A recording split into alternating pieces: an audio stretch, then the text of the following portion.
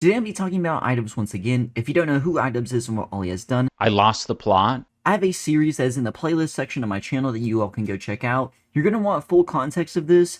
It's a very interesting story about how, there's lolcows out there that kind of came from out of nowhere and are kind of just weird. This guy actually was on the top of YouTube at one point and then over time became a lolcow. It's a very interesting story, and there has been so much that's happened, and today it's probably one of the bigger episodes and one of the bigger arcs or pieces of history that I'll be covering. Very excited to get into this. If you like videos like these on internet dramas, Little Cousin More, make sure to like and subscribe as I do videos on that. And there's multiple playlists of other people, other lolcows, other creeps. I have a whole playlist that isn't on just my series, but there's also a playlist of some straggler videos, maybe one or two videos I made on someone, such as a person by the name of Fibs, who got exposed, and, a big YouTuber by the name of Gideon, who I might have to make a video on soon, because of his downfall after, defending this, person. And then there's also some other ones like the Faithful Sheriff. But to help me out and to support me the most, make sure to watch the video all the way through and use YouTube's mobile-only hide feature.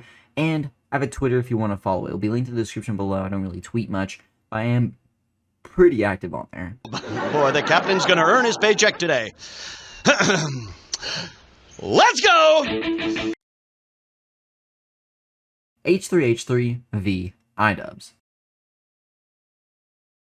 The lawsuit from H3H3 against Ian started and ended all within the time of my last video.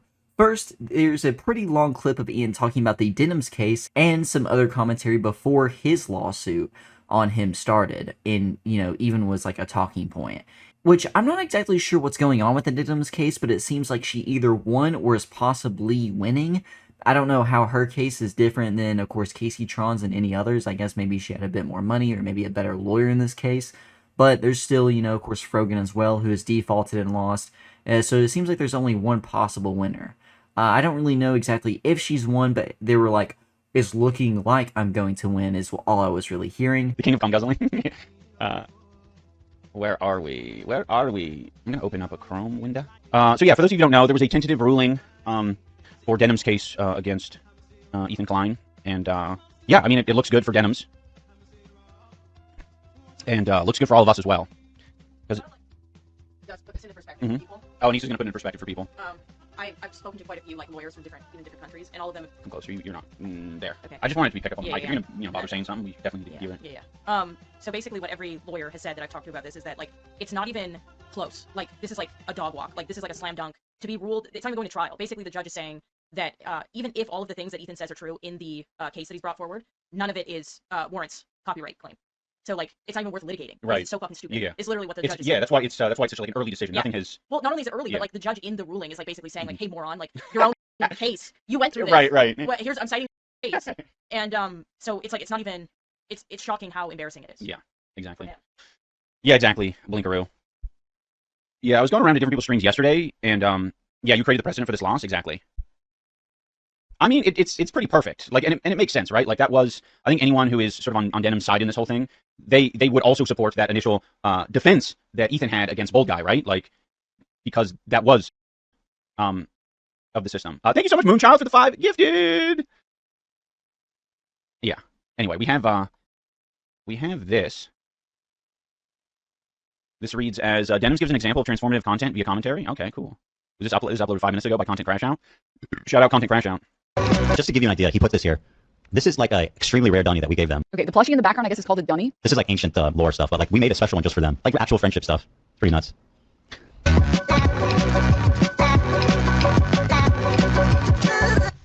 Is this funny? Yes. Tell me if you guys disagree. At the very least, this section of the video, that was additive. A new product was created. That without his commentary, that clip was just weird. I was like, okay, I guess he's humping his pillow or whatever. Dude, that's awesome. I love that. That is true. That is true. Created new content, for sure. Very transformative. That without his commentary, that clip was just weird. I was like, okay, I guess he's humping his pillow or whatever. Okay. And then he made the clip legendary. He is the legend. He transformed that clip and made us something new.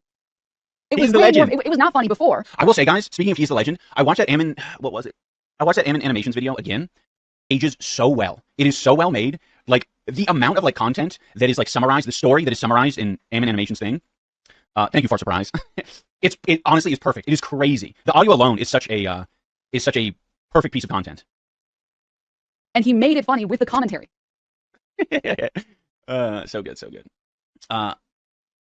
Amvids make my skin crawl in the best way. It is crazy. I come around to it every so often. It's fucking gold every time. It's crazy. There's things that you catch new things every time you watch it, and most of the time it's like, oh, Ethan said that. What is the context of any of this? And then you realize the context is just like, you know, one of many crash outs. He hides a lot of goodies, yeah. I don't know how any of it specifically relates to Brogan, the lawsuit stuff. It seems like the only info that we have right now is on Denims v. Ethan. I saw the hump clip and didn't think anything of it other than lol Ian being Ian, and then Ethan provided context with the cherry on top, truly. Oh, there was a clip I saw the other day. I think someone made a commentary video, and it used some really old clips about, it was very, they were very good clips about Ethan being hypocritical as it related to like free speech laws and everything. Maybe you guys know what video I'm talking about. I just saw it in passing in one of these people's streams. But it was really good. Good for her, though. Everyone counted her out on that case. Well, you got to remember, the internet is real life, and there's a lot of losers online who, that's the whole economy, you know? You look at the Pegasus guy, his entire economy is making Hasan bad videos, iDubbbz bad videos, Denims bad videos, and a lot of people are, because he himself, there's not a whole lot of personality there in any of these slop tubers, so it is a bit of a safety blanket, and it is, I mean, in the same way that, like, if I wanted to get some views, if I was upset with the, you know, the view count, there's always something I can do. There's always, you know, it's not as if the drama path is inaccessible. It's right there the whole time. It's always there. Show Hall? Okay, come on, guys. Come on. I wasn't sure how it was going to go given the current climate, but I would have been surprised had he been successful in suing her because it's so obviously fair use, transformative. Well, the thing is, I think we got to give a lot of credit to Casey Tron and Frogan because it seems like all three of them are doing it differently, and to me, it's such a reflection of reality and humanity. It's like Denim's very good. Like, we don't know what the system's going to do. The system is very unfair. The system is very, so like, it's awesome when any of them win, but you can't guarantee that because the system sucks. If you want to raise your view count, you can do a goth stream or go to your local park with unsalted peanuts and hard-boiled eggs to feed to the crows, maybe both. I like that. You kind of threw me off on that one because of the message is a little bit shorter. But yeah, okay, I'll do that. Has anyone actually done that for you, Crow Guy? Crow Gunk? Have they gone to a park and filmed the unsalted peanuts and hard-boiled eggs? No? I'm eating a bagel, can't type too much. Fair, fair. Poor Frogan, I don't understand how she got roped into this. She plays Fortnite, watches slop TV with Raph. She's nothing but love. I know. And it's disgusting, man. Like, she gets it worse than anyone as well.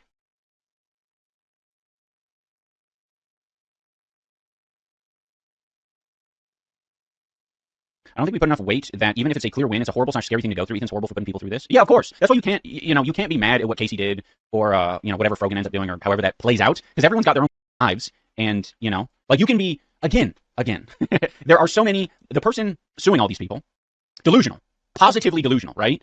And delusional and with money. So that allows you to do things that are outside of reality, right?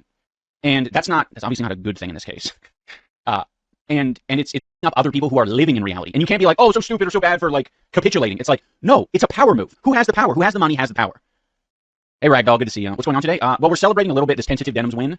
I want to reemphasize tentative. I'm not, I think we should have our celebrations because we deserve it. Denims deserves it. Then, iDubbbz announced on stream that he was being sued. There was a rollout of sorts for this via his Discord, I think on Twitter as well, where Anisa was talking a little bit like, very important stream coming up. Here's that announcement. It is official. I am being sued by Ethan Klein in the courts of Calgary, Alberta, for defamation. I do plan on fighting against this. But for now, it is in the hands of the courts and our attorneys.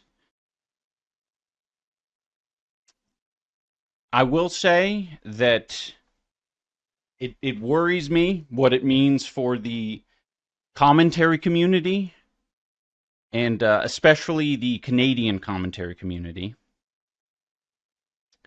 But this is about all I can say. At least for now. I'm sorry that the stream is so short. I wish I could give you a lot more grease, but I will resume the regularly scheduled content on Thursday. Again, I'm sorry it's so short, but we will be back, and I appreciate you being here for this important announcement. Have a good day, everyone. Keep in mind that he said he planned on fighting it. Plenty of people reacted to him being sued. Some tweets I will go over here, as of course this is a big talking point. People want to talk about the situation. Chip Kipling says, boggles my mind that iDubbbz streaming arc has only led to 1, being sued, and 2, hundreds of clips of him being a idiot for like $1,000 a month in subs. And this is from June the King tweeting about this, saying, depending on the cost of the suit, this could mean that streaming for Ian has been a financial net negative. He may have been financially better off if he just went offline and did nothing for a past year or so. Brutal. And this is true. I feel like streaming is only going to be a negative for him even after this lawsuit. And also, it's not even been just a net negative, financially. It's been very much socially, on his socials and everything else. He's completely went down a more lolcow, a more DSP route because of the streaming. Next is by subject-armadillo457. Screenshotted a tweet from PPP. This is some context of a back and forth from him and Anisa. That's all I really have. I don't know why they were going back and forth. I think it was over the whole lawsuit and Anisa didn't read the full tweet. And of course, as she does, spurred down on Twitter a little bit. He says, on the basis that Anisa Jahama cannot read, I now fully support Ethan Klein in Lex Juthering them. I would also remind Anisa that veiled legal threats can be returned in kind, and that she made numerous defamatory statements under Canadian law regarding our show. I would remind her that saying, quote, I heard this, or quote, someone else said, is under the Canadian law as saying it yourself. I try to be nice and stand by my ideals on speech, but nothing other than total submission is acceptable to these people. They genuinely believe they never did anything wrong ever, and that everyone needs to suck them off. Frick them and frick the people carrying water for them, including myself. I was wrong. They hate freedom and would love nothing more than to use the laws to silence others. Just ask Froggy Fresh. Going forward, I will be giving them the worst punishment I can. No more attention. Thanks for reading. So it looks like they're no longer going to be talking about them, but I don't really know how long that's going to last. No offense to them, but genuinely talking about them is such a huge content piece, and it's very good. Although giving these people no attention is probably more helpful than to keep giving them attention, because DSP is the only reason that he's really still around. And, what would DSP and what would Wings of Redemption be without the Clippers? You know what I mean? And Wings of Redemption is a whole other video I need to make as well. What are these people without the Clippers is one very interesting thing. Would they get more viewers? I don't think so, because there's no coverage on them.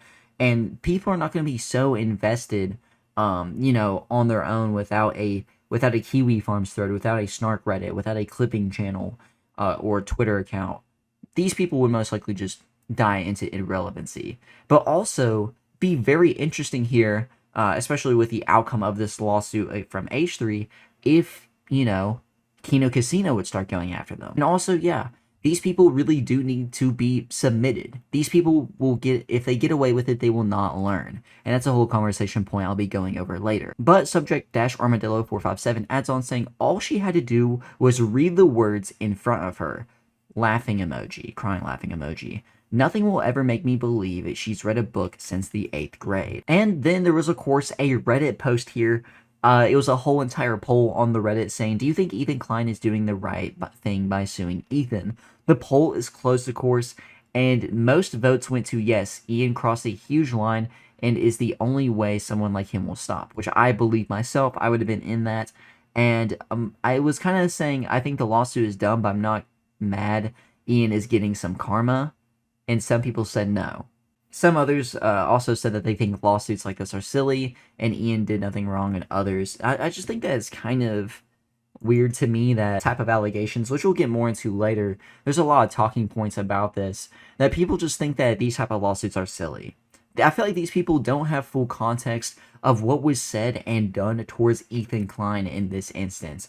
All of the history, not just the one instance, but both the content cop, the, supporting of the, the gaslighting of sorts about the skulls, saying it was funny, and then the tweet that he's shown, or the message from Destiny, basically in support of a false allegation, the repeated times of saying a false allegation. If you don't think that this was, not important to do, and not valid, you might just not have full context. I very much think that. Because I think every man's worst fear is false allegations like this. And especially if you're a parent and you have false allegations like the ones that were thrown at him, even worse. Especially because people really believed it and there were so many other consequences from it, such as CPS visits, investigations, and stuff like that. That all came out negative, by the way. Charlie or Moist Critical also talked about Ian finally, after a while of Ian desperately trying to get a reaction out of him. The clips I have seen of this are all, I think, the entire video, but there's others that are reacting to Charlie saying what he is saying, and I'll be showing those clips of people reacting, but you basically get the point. He is against the lawsuit. I guess he thinks it's silly. I kind of understand, like, hey, you don't like a legal battle. You don't like people having to go through that. But if you don't understand why it's important for this to happen, then again, it doesn't feel like you have full context. Defamation lawsuit between H3 and iDubbbz, because that did sound pretty concerning. Because there's always been like an unwritten rule on the internet, not just YouTube, where if there's beef online, it stays online. And if there's beef on, like, calling somebody a who their own children isn't beef. I think that is not beef at all. That is a crazy, insane, ridiculous, deranged, totally out of pocket thing to say about somebody. That is totally different. Like, I agree with him, but I think that there is a line that you do not cross, and they repeatedly crossed that line with Ethan, and they did that because they dehumanized Ethan, because they used, I think, his ethnicity and his, apparently, like, his indirect affiliation with Israel as a justification for why it's okay for them to dehumanize, and completely tried to destroy his life methodically. And they did try to do that. They tried to attack his sponsors. They tried to get him banned. They tried to get his children taken away. They tried to, do all kinds of other things too. They harassed him. And this is only the stuff that Ethan made public. There were people harassing Ethan in real life over this.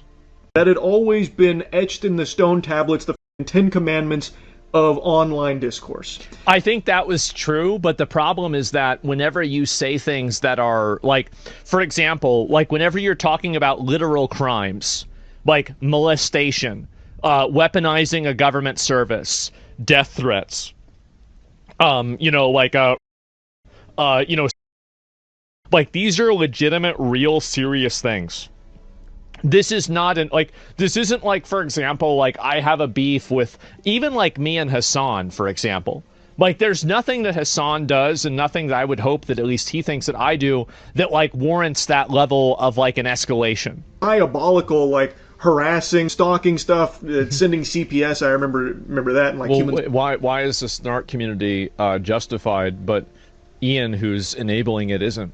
Family went through with snarkers in particular. I know that the CPS and the human skulls incident are like a legitimately traumatizing thing, like the fraudulent it's CPS really bad, call. Yeah. Like, I get how inexcusable and abhorrent that is. I really do.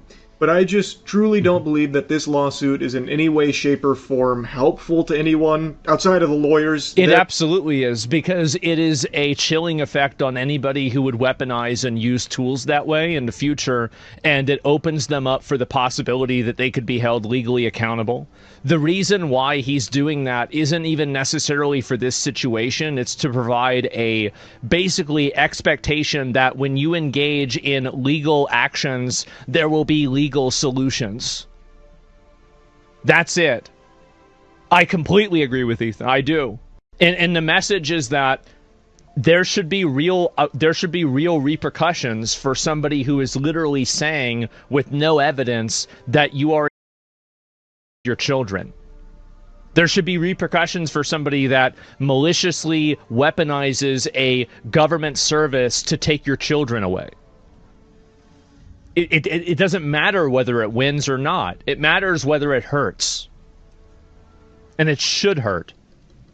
Doing that that's not internet beef of this and the principle of it, but I think that there's a line for everything, and the people that attacked Ethan clearly crossed that line, and they did so in such an extreme and awful way that, and you have to keep in mind that, and this is another component that you might never even consider, is that what Ethan reveals at Destiny retracted the statement too, yeah, And it's like, if this is happening to you, right, and there are people harassing your kids or your parents or doing this and then like trying to weaponize different things to attack them, I think that really you probably have a very different outlook. I mean, I think this is true for anybody, not Charlie necessarily, but just anybody. Whenever this happens to you directly, and again, like, these are not, like, I think that there's a big difference between internet drama and crimes.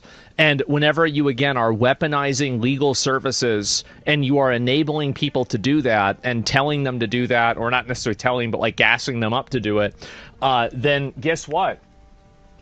Because, like, again, keep in mind that, like, him pushing around, I think Charlie's very libertarian, like Thomas Massey. I think that a lot of people's values will, like, I'm not saying this really necessarily about him, right? I like Charlie a lot, but I think that it's easy to say that when it's not happening to you. It's very easy to say that this is litigious and not necessary when you haven't had your reputation systematically destroyed for 3 years based off of not agreeing that Israelis should be mindlessly murdered at a concert. Like, this is, it's very easy to say that whenever it's not happening to you. I think that really listening to what Ethan is saying, what happened to him, I think it makes perfect sense. Why start people to understand that when a group of streamers say one thing, the viewers go out and take action? Yes, definitely. Doesn't isn't bridging a gap between real world and online threats? So iDubbbz only retracted and apologized when he was sued. He even laughed off the cease and desist. Well, yeah, he did, and the reason why, again, and also, like, iDubbbz isn't sorry. The thing is, like, you can't, like, realistically, you're probably not going to be able to actually win a lawsuit against iDubbbz. Like, I don't think so. It's like the process is the punishment, and he's going to have to spend a bunch of money. It's going to be awful for him, right? And so, like, that's obviously what happens. But, like, again, you should not engage and, you know, like, put your time into, for example, any of this stuff at all. For him, Pegasus said since Hasan spoke about him, his DMs are filled with death threats. Well, yeah, and this is what happens, right? Is that when you engage inside of this realm of these, like, crazed leftist people, they will make death threats at you. They will try to dox you. They will try to attack you, you know, in, like, a real life vectors as well. They'll try to do all kinds and all forms of reputation destruction and other forms of, basically, like, I don't think is really the right word, but they will try to terrorize you. That's what they will try to do. And so, like, the only solution to that is to terrorize them. That is the only way that you can solve it, because everything else they don't listen to. This is the only way to get them to stop. Ethan tried to be reasonable with these people for 3 years.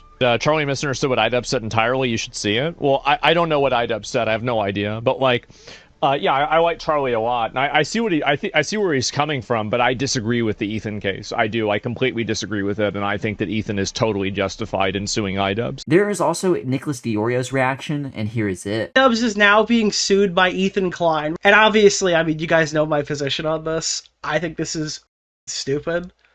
I think this is just entirely spite-driven, and it doesn't really make any sense to me to do. But whatever. That's the direction he's going in. I give the disavowal or whatever that I told you I'd give if he did it. I see people explaining why the Noah lawsuit. Look, I understand where you're coming from. But here's what Ethan said when he was talking about it. He doesn't want to look like a litigious guy who's just suing everybody. Well, let me be the bearer of bad news here. He looks like the litigious guy who's suing everybody. There's not really another way to say it. That's what this iDubbbz thing says. This iDubbbz thing says he looks like the litigious guy who's going to sue everybody. And it's just like, if he thinks that that's justified, that's the direction he's going to go. But I'm not going to lie and say that he doesn't look like that. He does look like that. Dude. And also, this is the most insane ever. Oh, fucking screen. Why would he pick this one?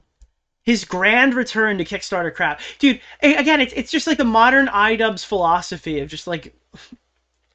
He went back to YouTube to stream, and what did he do? He played Wordle.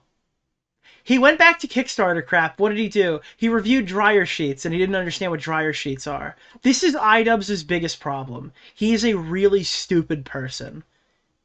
He's a really, really dumb person. These are two, like, if you even slightly understand marketing, you'd be like, oh, these have to be, like, event-level things. We need only the best of the best. This is not something that I can shotgun from the hip. And iDubbbz, at every effort disappoints. Like at every venture, every avenue, iDubbbz provides the most disappointing, boring reality. He holds these things away. He holds these things high up. He doesn't want to touch them. He doesn't want to talk about them. He wants to leave them in the past. And then when money starts going down, he goes to try to do one, and he manages to make the most boring variation of that. Is it because he didn't say the N-word? No. Is it because he didn't say the F-slur? No. It's because he's mundane, boring. He's a husk with no confidence that cannot remember how to make... I usually think Nicholas Diorio is, most of the time kind of valid. I think that, his takes are, just fine, but this is one of the worst I've ever seen. I think he's completely wrong in the situation. It's kind of insane that he would have such a bad take on this after doing a lot of good in the commentary sphere and also being one of the more valid people in the commentary sphere. Most of the people Ethan is suing is over the same topic. The, of course, substitute of a video thing, which is a whole other argument, but of course, technically they broke the law, and technically they get sued over it, and, courts found it valid. There are some other outliers that aren't connected directly to this, but it's I think 3 people max outside of the entire other lawsuits that, Ethan is suing. Like I said, 3 or 4 people max. Ian, and also those situations I don't have full context for, I don't completely remember, but they're also, we'll see. These false allegations being put on blast by Ian multiple times should not be allowed to be left unpunished, especially because of Ian's past that no one seems to have full context for. Hasan spoke on, this entire situation as well, and here are the clips. What is this? Ian Jomha, aka iDubbbz, announces he's being sued by Ethan Klein for defamation. Ethan is a monster, and anyone that doesn't see how he's destroying speech online will look back at this with disgust. What is this? Official. I am being sued by Ethan Klein in the courts of Calgary, Alberta, for defamation. I do plan on fighting against this. Is Ethan Klein the most spiritually Israeli podcaster out there? Actually? He's doing NSEG. He's just opening up new front. I think it's pretty crazy that if you're legitimately a mentally disturbed person and you just lucked in to unfathomable amounts of money, you can just consistently be a demon and just sue people and try to bury them in costly litigation over and over again.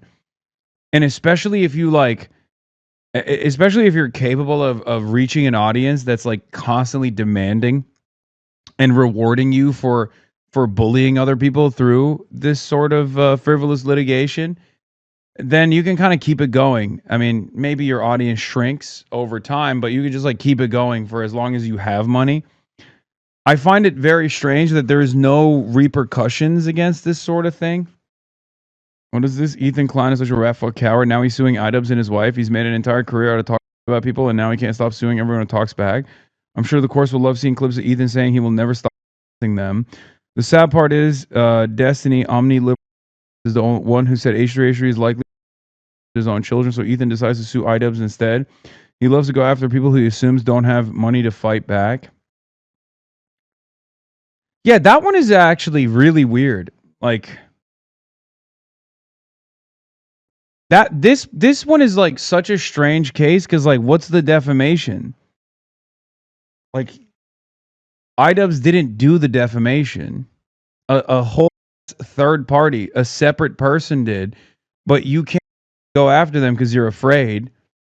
So you're just choosing to go after the person who put the statement on screen. Is that what it is? He's suing Ian for showing this message on stream. Yeah, I don't think that is going to hold in a court of law. I don't think there's even is there even a precedent for it? What could you possibly do in that situation? I mean, if someone else is defaming you and if someone else has defamed me and another person is using that for commentary purposes, is that defamation? Maybe in Canada? I mean, I don't know how it works in Canada. I mean, but the point here is not to win this case anyway. The point here is to make them suffer. Yeah. The point here is to make them spend a ton of money in defense. This seems like it's an exceptionally silly defamation suit. Like it's not even like I don't know how any judge looks at this and goes, "Wow, this seems pretty egregious," and we're gonna take this to court. They got to do like a Interpol style full court ban for Ethan Klein. They gotta make it so that it's illegal for him to ever sue anybody. They're gonna have his face up in courts all around the world. Like they're gonna be like, do not take any lawsuits from this man. When people say, oh, his lawyer is like taking him for a ride, like I think he's on the journey together. I mean, what's exceptional about this is the fact that the other person that made the defamatory claims is and then doubled down on them is not being sued at all by the victim. Never be a fan of extreme litigation, and I have always been vocally advocating against creators going that nuclear path, and I always will. Of course, there are cases where it is understandable. Like I said, going after the snarkers that sent a fraudulent CPS thing through and the skulls and stuff, that one I do understand. Bro, but what does that have to do with iDubbbz? I mean, where is the veracity or where is the genuine proof that there is, again, a network of like anonymous accounts that Ethan Klein has targeted and identified as being responsible for calling Child Protective Services on him? I don't even think there is any proof whatsoever. Ethan certainly doesn't have that. I don't know why he keeps bringing this up as though it has anything to do with iDubbbz anyway. Completely awful. To try and make this point using that kind of comment with something as monstrously evil as that is just so low. I disagree. It is. But I don't believe that's how Ethan is necessarily... I disagree. I 100% disagree. I don't think so. I think this is just moral posturing. What do you mean? iDubbbz is not in agreement with the comment whatsoever. I think it's perfectly valid to use such a severely defamatory statement like that one, which ironically enough, Destiny's made about me as well, because he's a f***ing psycho. If you are a litigious person, you should apply that litigious nature to the actual offending party rather than whoever you actually want to punish. And punish financially. Not because you're going to be able to win that court case. It's not about victory in this circumstance. It's about just, costly litigation. Burying people under a mountain of paperwork. iDubbbz is really, believing in this. iDubbbz came over to my house. He met my family. Now he's going out there saying these things. Like, if Charlie knew half the growth Ethan Klein has said about Ian and Anisa, I don't think he'd be doing this. Ethan Klein directly has stalked and mass harassed iDubbbz and Anisa. Directly. For months on end. This litigation is an extension of that project. Ethan Klein has also called people that he doesn't like Photoshop photos on his Instagram stories to imply that he's done it to me too. He has called people that he does not like, including Dan Clancy, the CEO of Twitch. He's extremely scummy because he did meet his kids and everything, and now he's putting a comment out there like that. That is very scummy, but he's not using it to try and make this claim that Ethan is those things. He's trying to use that to show that... Dude, who's the scumbag here? Is it iDubbbz? Or is it the guy who's been harassing iDubbbz and Anisa for months? I'm sorry, dude. Come on, Charlie. I know everybody hates Ian and myself and Morgan and Casey Tron on the internet, okay? But come on, dude. I mean, he's taken stronger stances in the past, defending trans people. He's taken stronger stances in the past, criticizing Israel. I guess in the commentary sphere, being even in any way, shape, or form remotely in defense of the truth, which happens to side with iDubbbz or happens to side with Denims, is worse than all of those things combined. But it's crazy. I don't know. Maybe this is a sincere opinion. I'm willing to be charitable, and I'm willing to be charitable and assume that it's coming from a place of him not like fully researching this stuff. But it seems like he's researched it extensively on one side. So he has tremendous amount of insight into, the grievances that Ethan Klein has experienced or claims to have experienced, even though it doesn't tie back. So even after hearing Ethan's side, he still doesn't side with Ethan.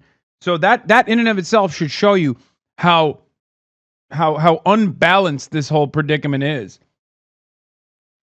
Yeah, here's another post about Ethan making a disgusting about iDubbbz and Anisa. I mean, being loser behavior. He has a litany of like this. That's why I'm saying like, oh, iDubbbz is a scumbag is a crazy thing to say. iDubbbz is a scumbag for showing someone else's defamatory claims in an effort to draw home a point that Ethan will never go after them because he's financially involved with that group and also ideologically involved with that group because he uses or he thinks he uses Destiny's community as a cyber stalking operation to harass his internet enemies is literally the point that iDubbbz is making.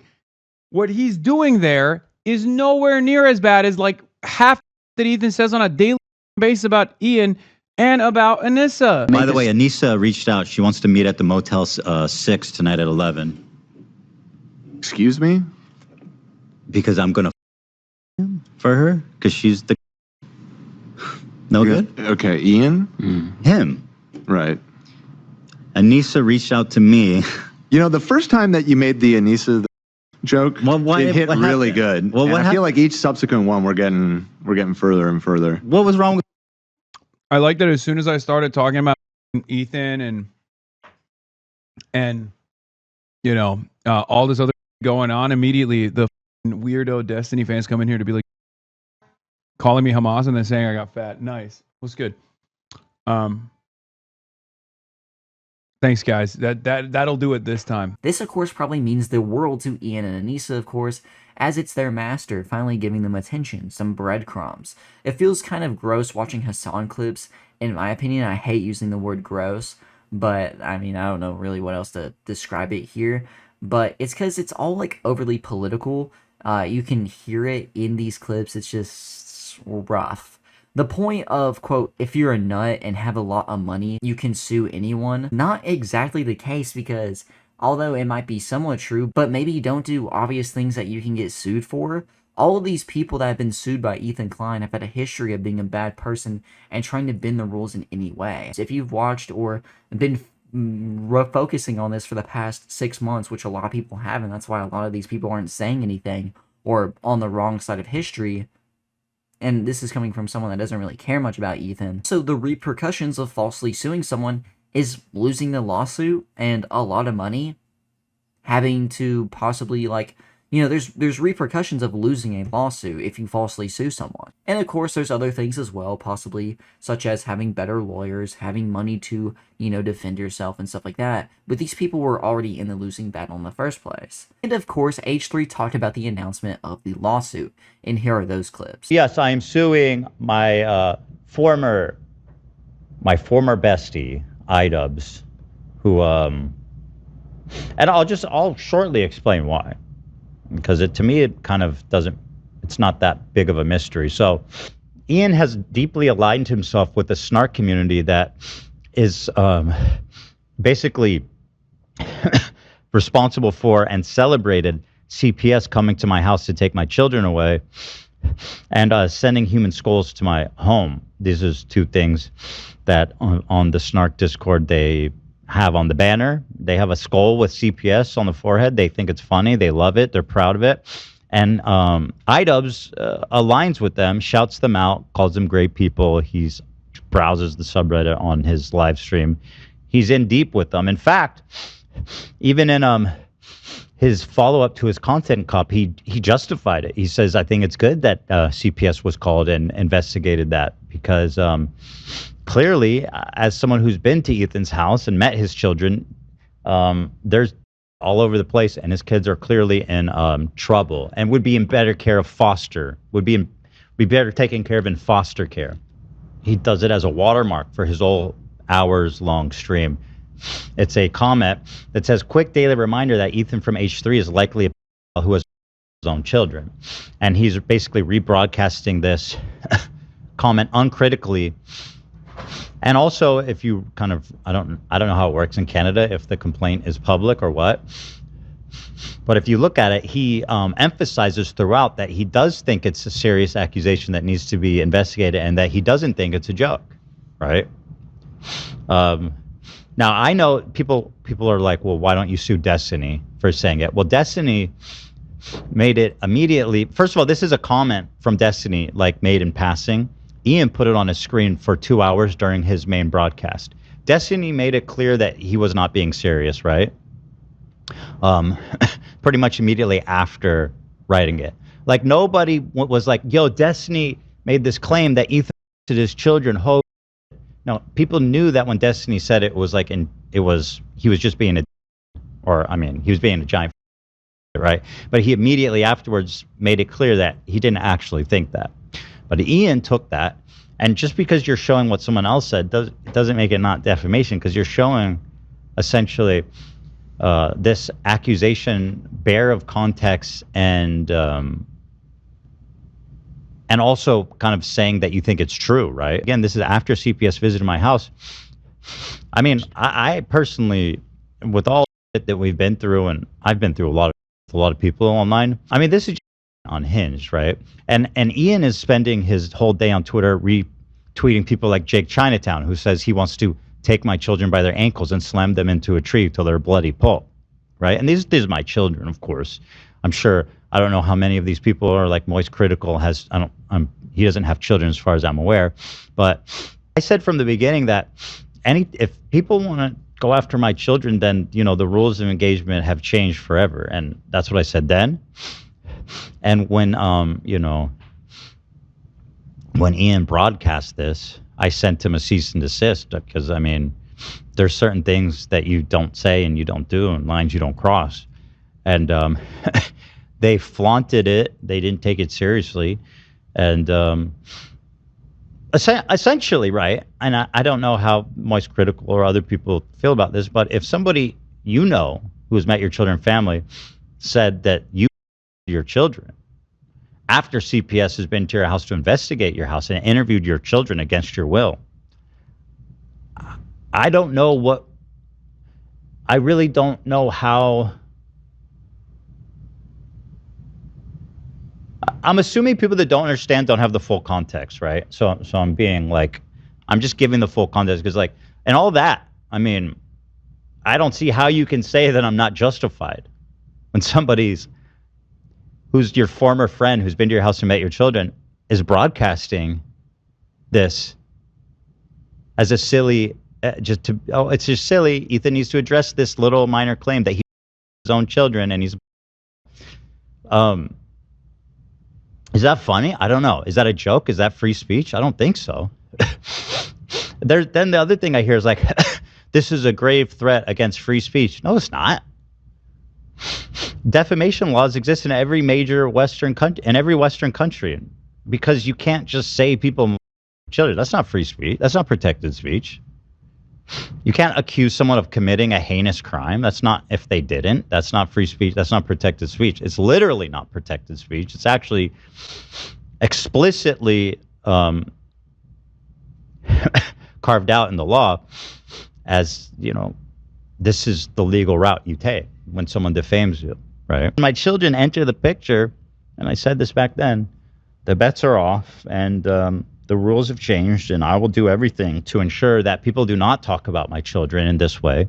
People do not do death celebrate my children on people like Ian feel comfortable saying this types of stuff or retweeting people to say they want my children, which she has done, right? But I understand the discourse is dominated probably a lot by people on Twitter, and Twitter's like infested with like, you know, political actors, right? Who don't want to give the full context to everything that's happening. But I would just want to get this to people like like Charlie, for example, who and other commentators who are like, this is an attack on free speech. It's not.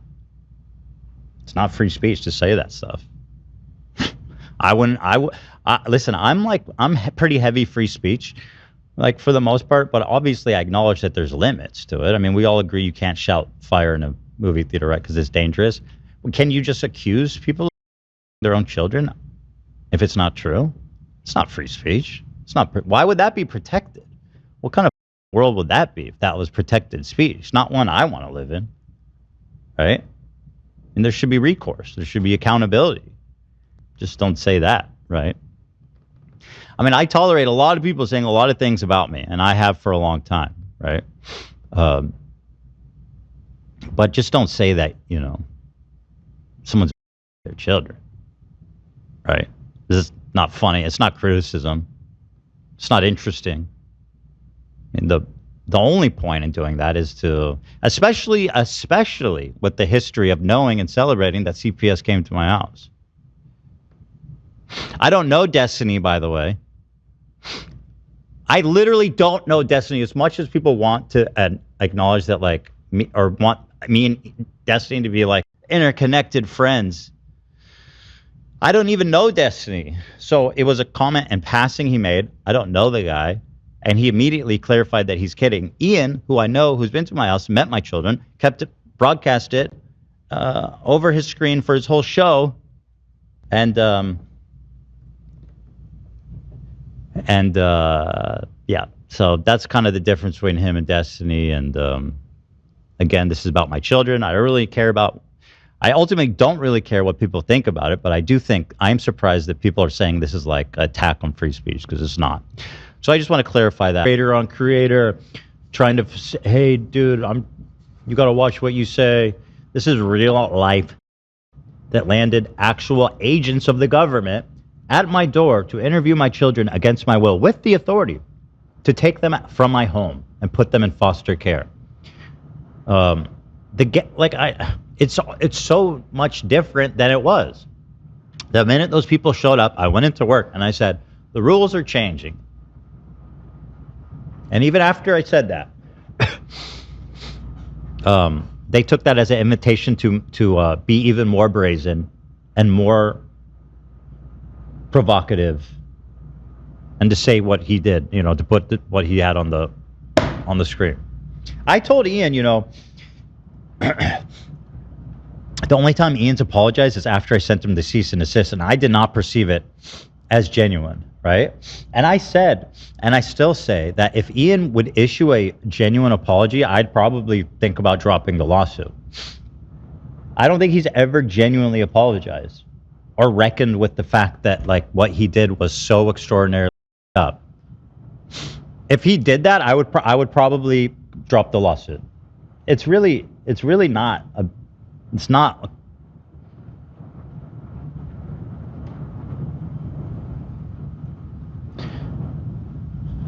That's it. That's all I ever wanted, honestly. And from the beginning, when he was like friends with Froggy Tonic, who was talking about I don't remember what Froggy Tonic is a psychopath. I don't remember all the crazy like I said, but they're friends with him. And I says, how can you be friends with this guy and friends with me? It doesn't make any sense. This guy wants to like my children. Or he was engaging with the guy. I don't remember. He's insane. The point is, and he refused to say his friend Froggy Tonic was being an evil scumbag talking about my family. Like, all I ever wanted was a little decency for my buddy, you know. So, you know, as traumatic as this lawsuit is for you, I don't want to do it either. Just make a sincere apology, bro. That's it. I'm not looking to destroy their lives or get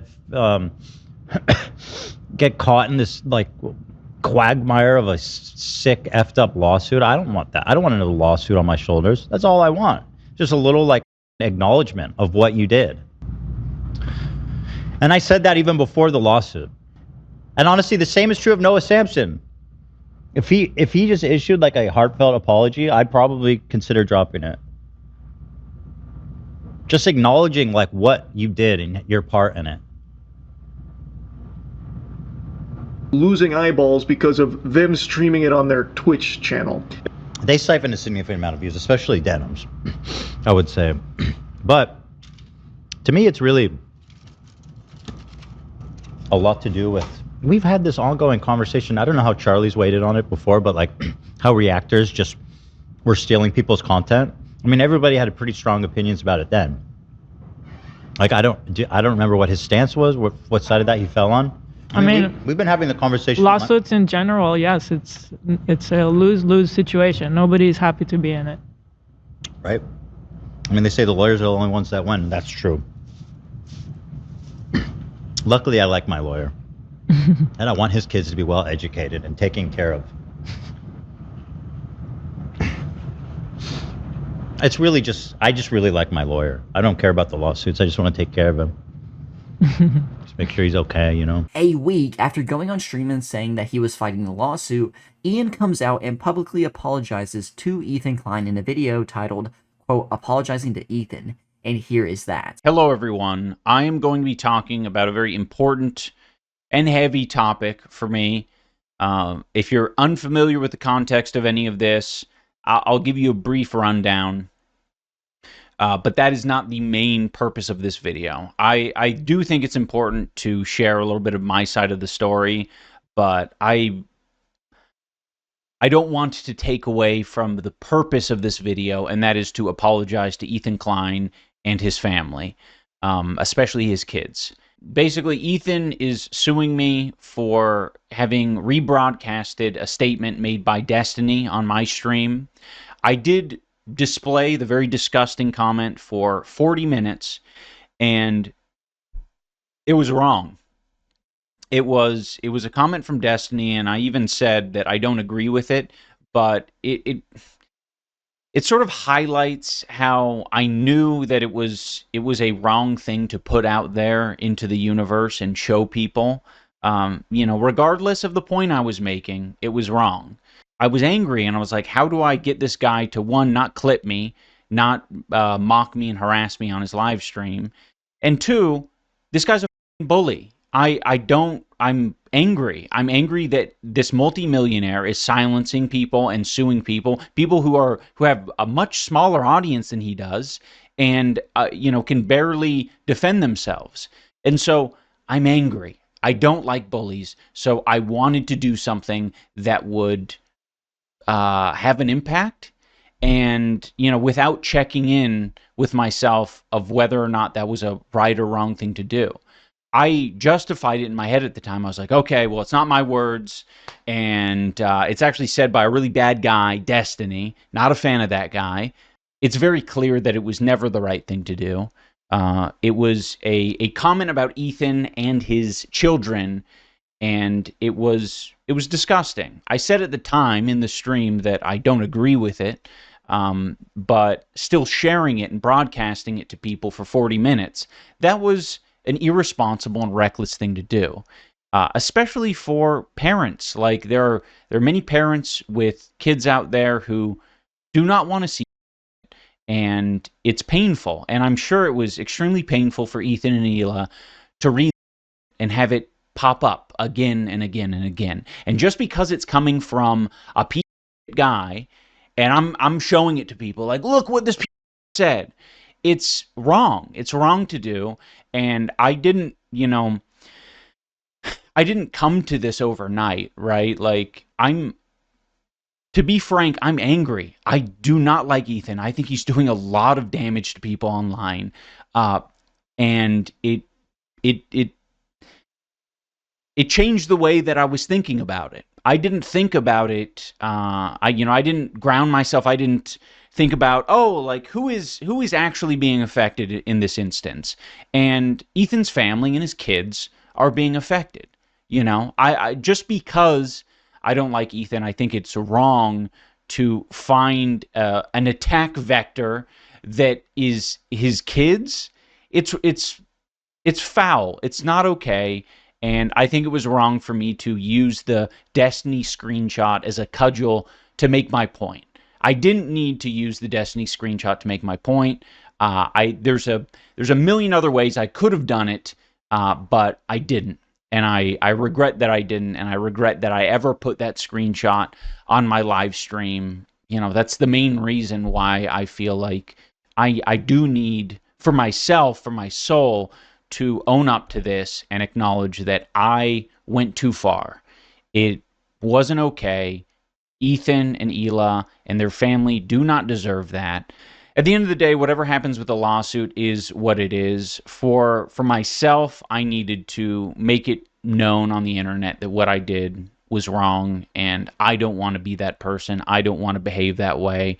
I want to make content that I'm proud of. I don't want to give in to a harassment back and forth online. I want to put my energy into making content that I can be proud of and that I'm not going to be ashamed of because I lost the plot. I want to stay focused. I want to check in with myself and know what it is I want to be and what I want to do and what message I want to spread. And this isn't a message I want to spread.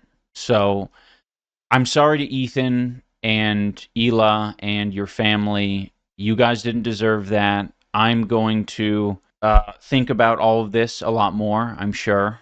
But for now, I really do want to just get back to making the content that I want to make. Having said all that, I wish everyone the best. I genuinely want to see a better world, and I do not want to be a contributor to what makes it terrible. So long. Bye-bye. Here is Asmongold reacting to this apology, as this was a huge thing, and of course these same people in that sphere were talking about the apology. Display the very disgusting comment for 40 minutes, and it was wrong. It was 40 minutes? It was a comment from Destiny, and I even said that I don't agree with it, but I don't agree with it. It sort of highlights how I knew that it was a wrong thing to put out there. I'm so glad Ethan did this because it catches these little rat lying weasels. It totally catches them out, and it makes them, the fact is that, like, whenever you hit these people with legal papers, they have to actually stop playing these intellectually dishonest internet games. Like, oh, I just thought I'd bring it up. You knew exactly what you were doing, and you did it because you thought it would have that effect. You knew that was what was going to happen. You little rat. You little disgusting rat, dinning around saying this and then trying to pretend like that wasn't exactly what you were trying to say. I'm angry that this multimillionaire is silencing people. Multimillionaire? You're a multimillionaire, and if you're not, it's your fault. Like, why don't we just disperse with this? Like, you're acting like you're getting spawn camped. You've been a popular creator for longer than Ethan has. What are you talking about? You ruined your own career. So if you're talking about not making any money, that's your fault. You decided to do this. What a nasty little weasel. Defend themselves. And so I'm angry. I don't like bullies, so I wanted to... You are a bully. You were a bully for years. Your entire career was being a bully. Your content was bullying people, but you had the moral upper hand of it. And you know what I think is really funny? Is you're still doing the same thing, except you changed the targets. Instead of making content about people who are, internet like Keemstar or Leafy or somebody like that, now you're making content about people who have the wrong politics. You're the same person. You just basically went from doing it in one direction to doing it in another. You're still doing it. You're still bullying you're still the same person. You built your career off of bullying. The most recent example that anybody's even been talking about you is because you were bullying again. And everything, none of this was necessary. You had Creator Clash, everything was going well for you, and you had 2 events that you put on. Yeah, they lost money, it is what it is. But like, you guys did a good job. You and Anisa did a good job doing that. But you said, that's not enough. I want to seek the approval of mentally ill online jihadi leftists. And you did that, and you succeeded. You even made a whole video for them, and you allowed them to use your channel to do that. And you think that you hate bullies. You are the bully. You have been the bully the entire time. What a little rat. But still sharing it and broadcasting it to people. You wanted to put out, the reason why you put it out there is because you wanted to spread the narrative. That's the reason why you did it. You did it so you could push this narrative and then radicalize the fringe groups of your community and other snark communities to weaponize your words through Destiny's words through you as a justification to continue weaponizing legal services against Ethan. That's what you were doing. That's clearly what you were doing. Everybody knows that's what you were doing. And you know that's what you were doing. Wrong. It's wrong to do. And I didn't, you know. The thing is that you spread it because you thought it was true. Like, for example, whenever Destiny defamed Hasan, allegedly, and he said that Hasan hooked up with like a 15-year-old girl in a brothel, if you look at the way that I covered that and I talked about it, I said it was an extreme accusation. I don't think that it's true. And if it's not true, Hasan should sue him. So like, it's very easy to address this in a way that's honest if you actually don't want to egg people on believing that. This is an apology? Yeah, this is called an apology, guys. I didn't know that. I'm angry. I do not like Ethan. I think he's doing a lot of damage to people online. Why? How? What does that even mean? How? And it changed the way who's he doing damage to? Went too far. It wasn't okay. You did. I want to make content that I'm proud of. I don't. How are you proud of stabbing one of your friends in the back? And then contributing to a harassment campaign with people that were instrumental, in having CPS weaponized and skulls sent to his home. How are you proud of that? Never done this, right? Like, he shouldn't. And it's so funny for me to see this. I bet he requested an apology. Yeah, he probably did. He says, you need to post an apology on your main channel or I'm going to sue you for doing this. Which I think, by the way, I completely support Ethan in doing that, right? I did.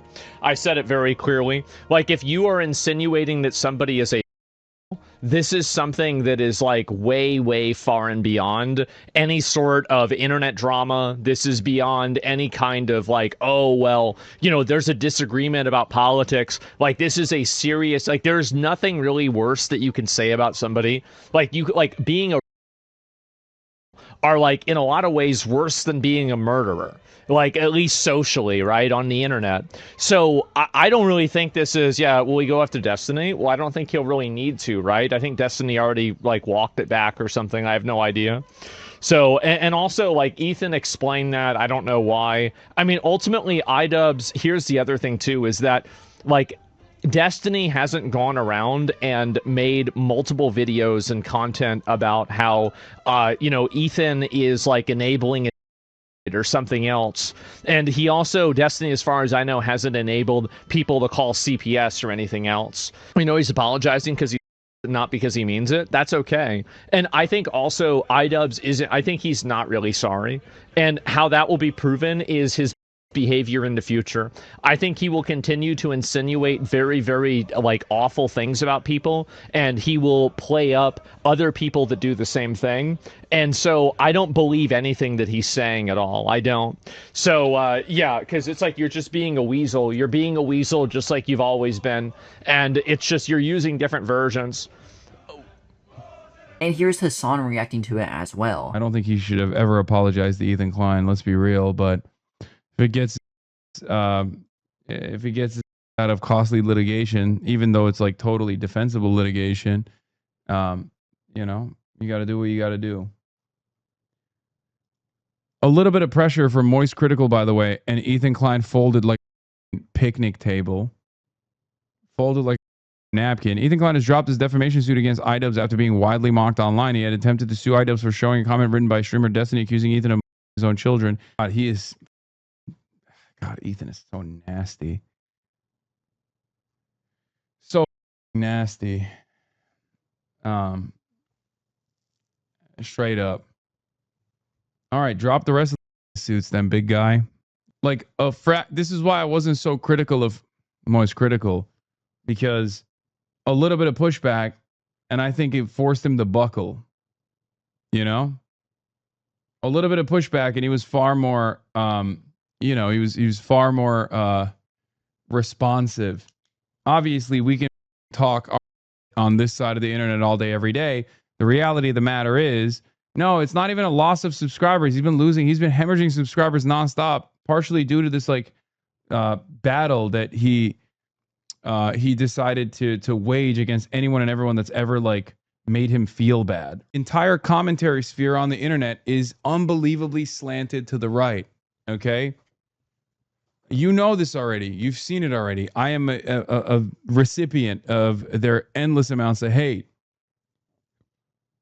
But when it's Moist Critical that comes out as a major content creator who's like, this is kind of up, what are you doing?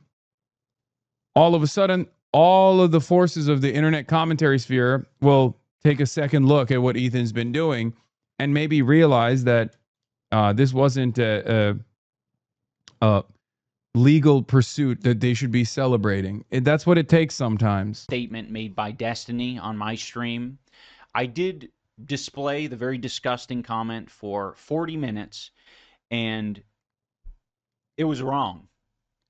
It was a comment from Destiny, and I even said that, and the whole part about Hasan hasn't defended me or whatever, it doesn't matter. Obviously for people with working brain cells, they very quickly understood what that was. With Caseytron, Ian's apology was not done to avoid the lawsuit. It was done because he felt like it was something he wanted to do for himself. Yeah, I can see that. In any case, I obviously disagree with it. I don't think he should have apologized for it. But if he felt the need that he wanted to apologize for showing someone else's comments, Ian has said this 2 other times already. It's just after the Moist vid, Ethan said he wanted a sincere one and he would drop the suit.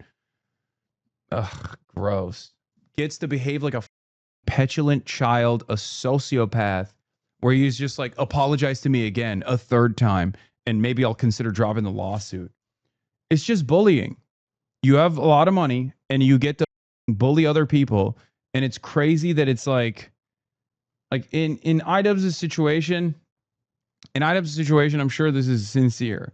I'm sure it was already sincere. This is the kind of guy he is. Okay.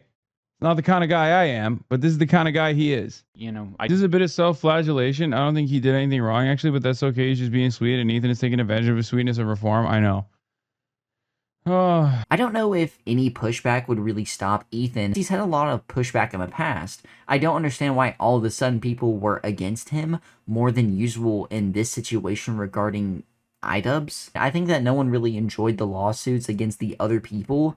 I can't remember if, Moist Critical was for or against the, misusing the copyright system or being a substitute to video. But here's H3 talking about, of course, the apology as well. When did I say on the show that I would drop it if he made a genuine apology? Last Friday. That was last Friday. Yeah, so I forget why it came up, but I was just basically saying that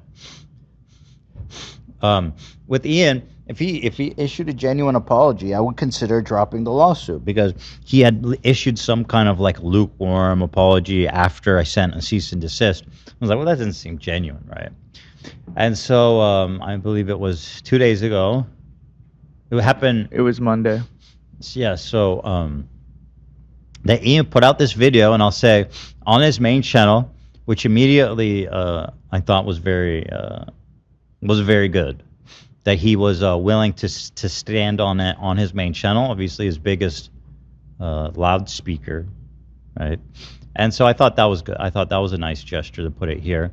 And let's hear his apology and see if it is genuine or whack. I thought it was genuine. And I am working with my attorneys now to drop the lawsuit against Ian. Bridge? And he pinned the comment too. That was nice of him. But I'm not. Right? That'd be pretty wild if I was just like, psych! And now I'm adding this to the complaint. No, I was being totally genuine. I was being genuine with him. And I was being genuine with Noah Sampson too when I said the same thing. And maybe we can come to an agreement with him. I don't know. Have an impact, and without checking in with myself of whether or not. So, a lot of people had a problem with this part. They're like, "What kind of apology is this? If you're just going to be saying stuff like this?" But my perspective on this was, I actually don't care about any of this stuff he's saying now because that was this. Listen, what he just said, I've argued against a million times, and I've explained how it's wrong. But that's not why I'm suing him, and he's free to say that stuff. You know what I mean? The problem I had was the statement about my kids, which is the one he's apologizing for. So that's the one I'm listening to. He's allowed to say he thinks I'm a bully, and he thinks that I'm harassing people and whatever, yada, yada. That's fine, right? If that's all he ever said, then there would never be a lawsuit. And it's his right to say that. So I personally saw this, and I don't care at all. I'm not offended at all that he included it. It's completely fine. And listen, he wants to make it clear he's not retracting everything he said about me. He's not like switching up 180. He was just saying this went too far.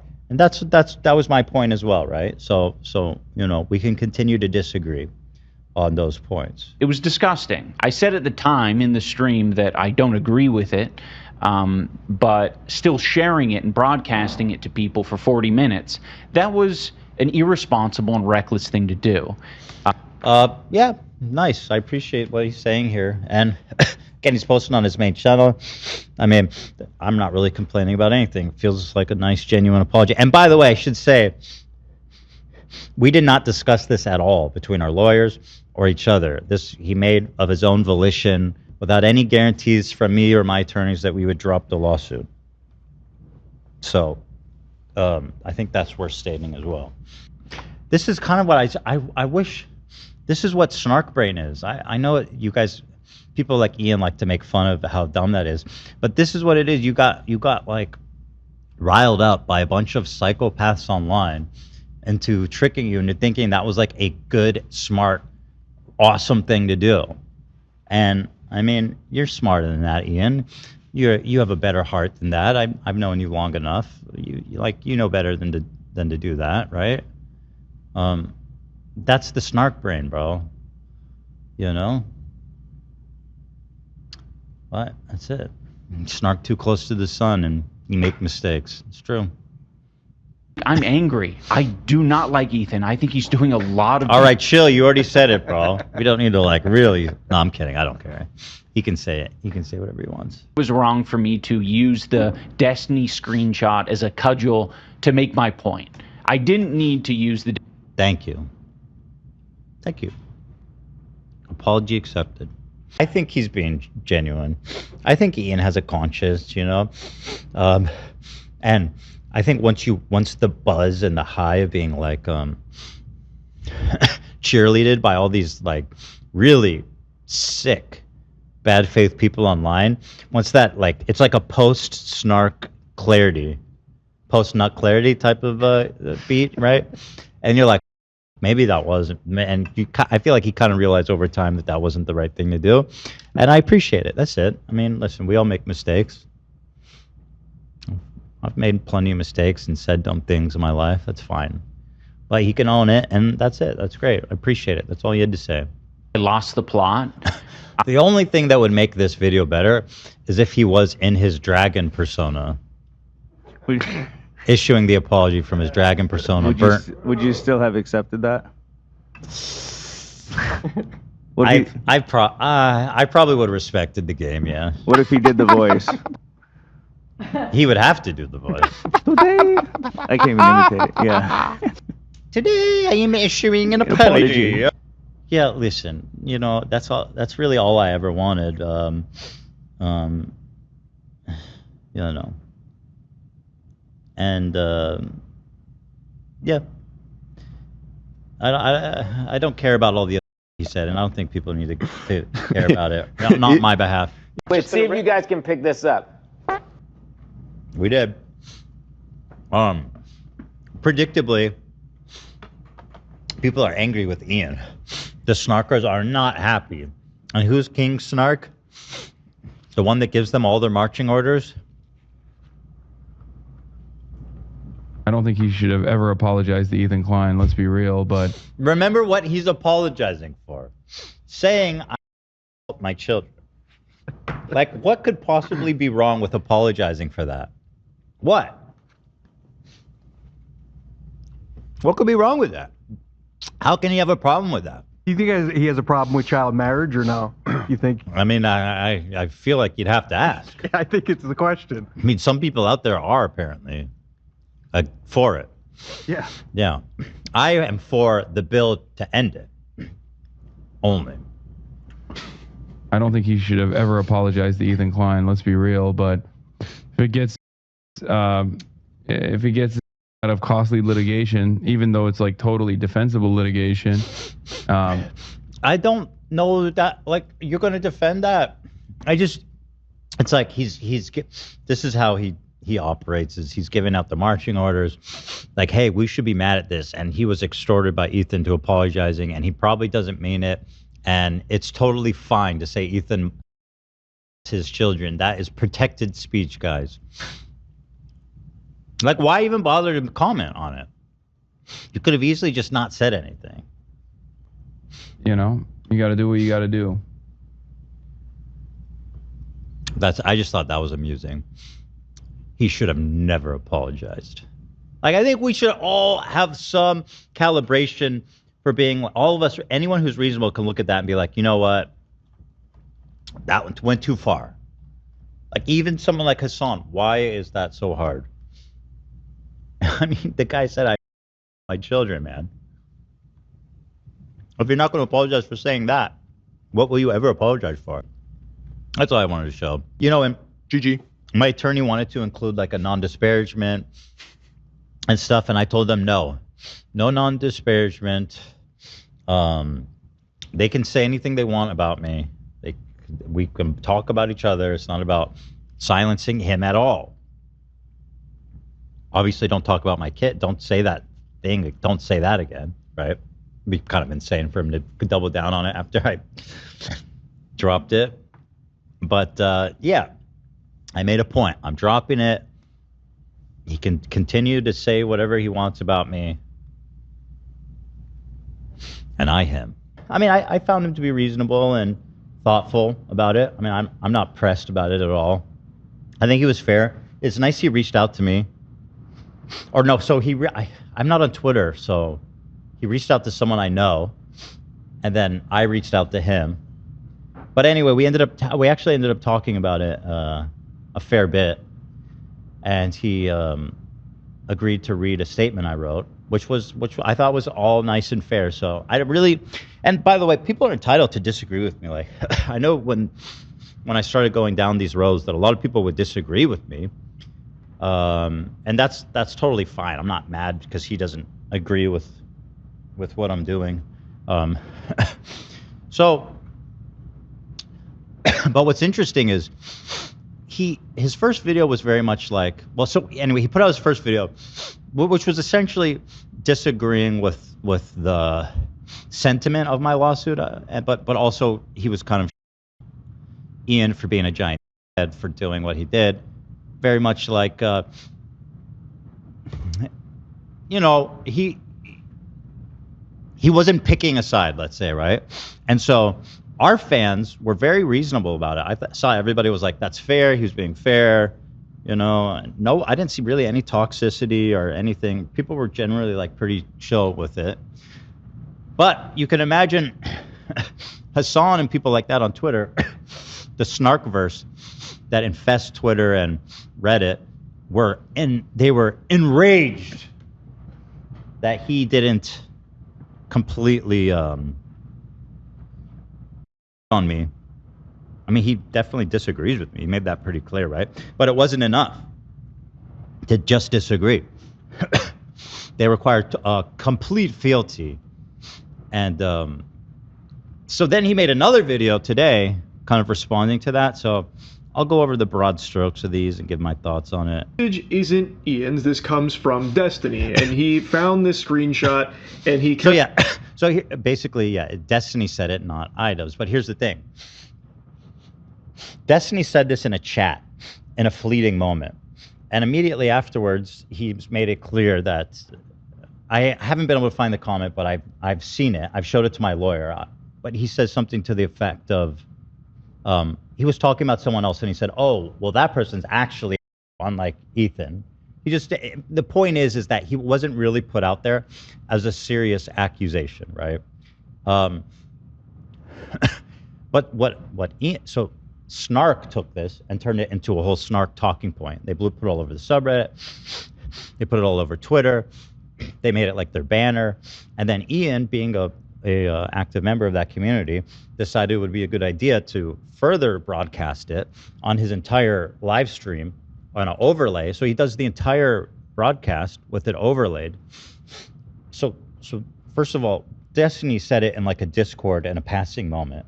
So it wasn't on stream? No, it's typed. He typed it on a Discord. It was on screen for, like, I don't know, floating by, right?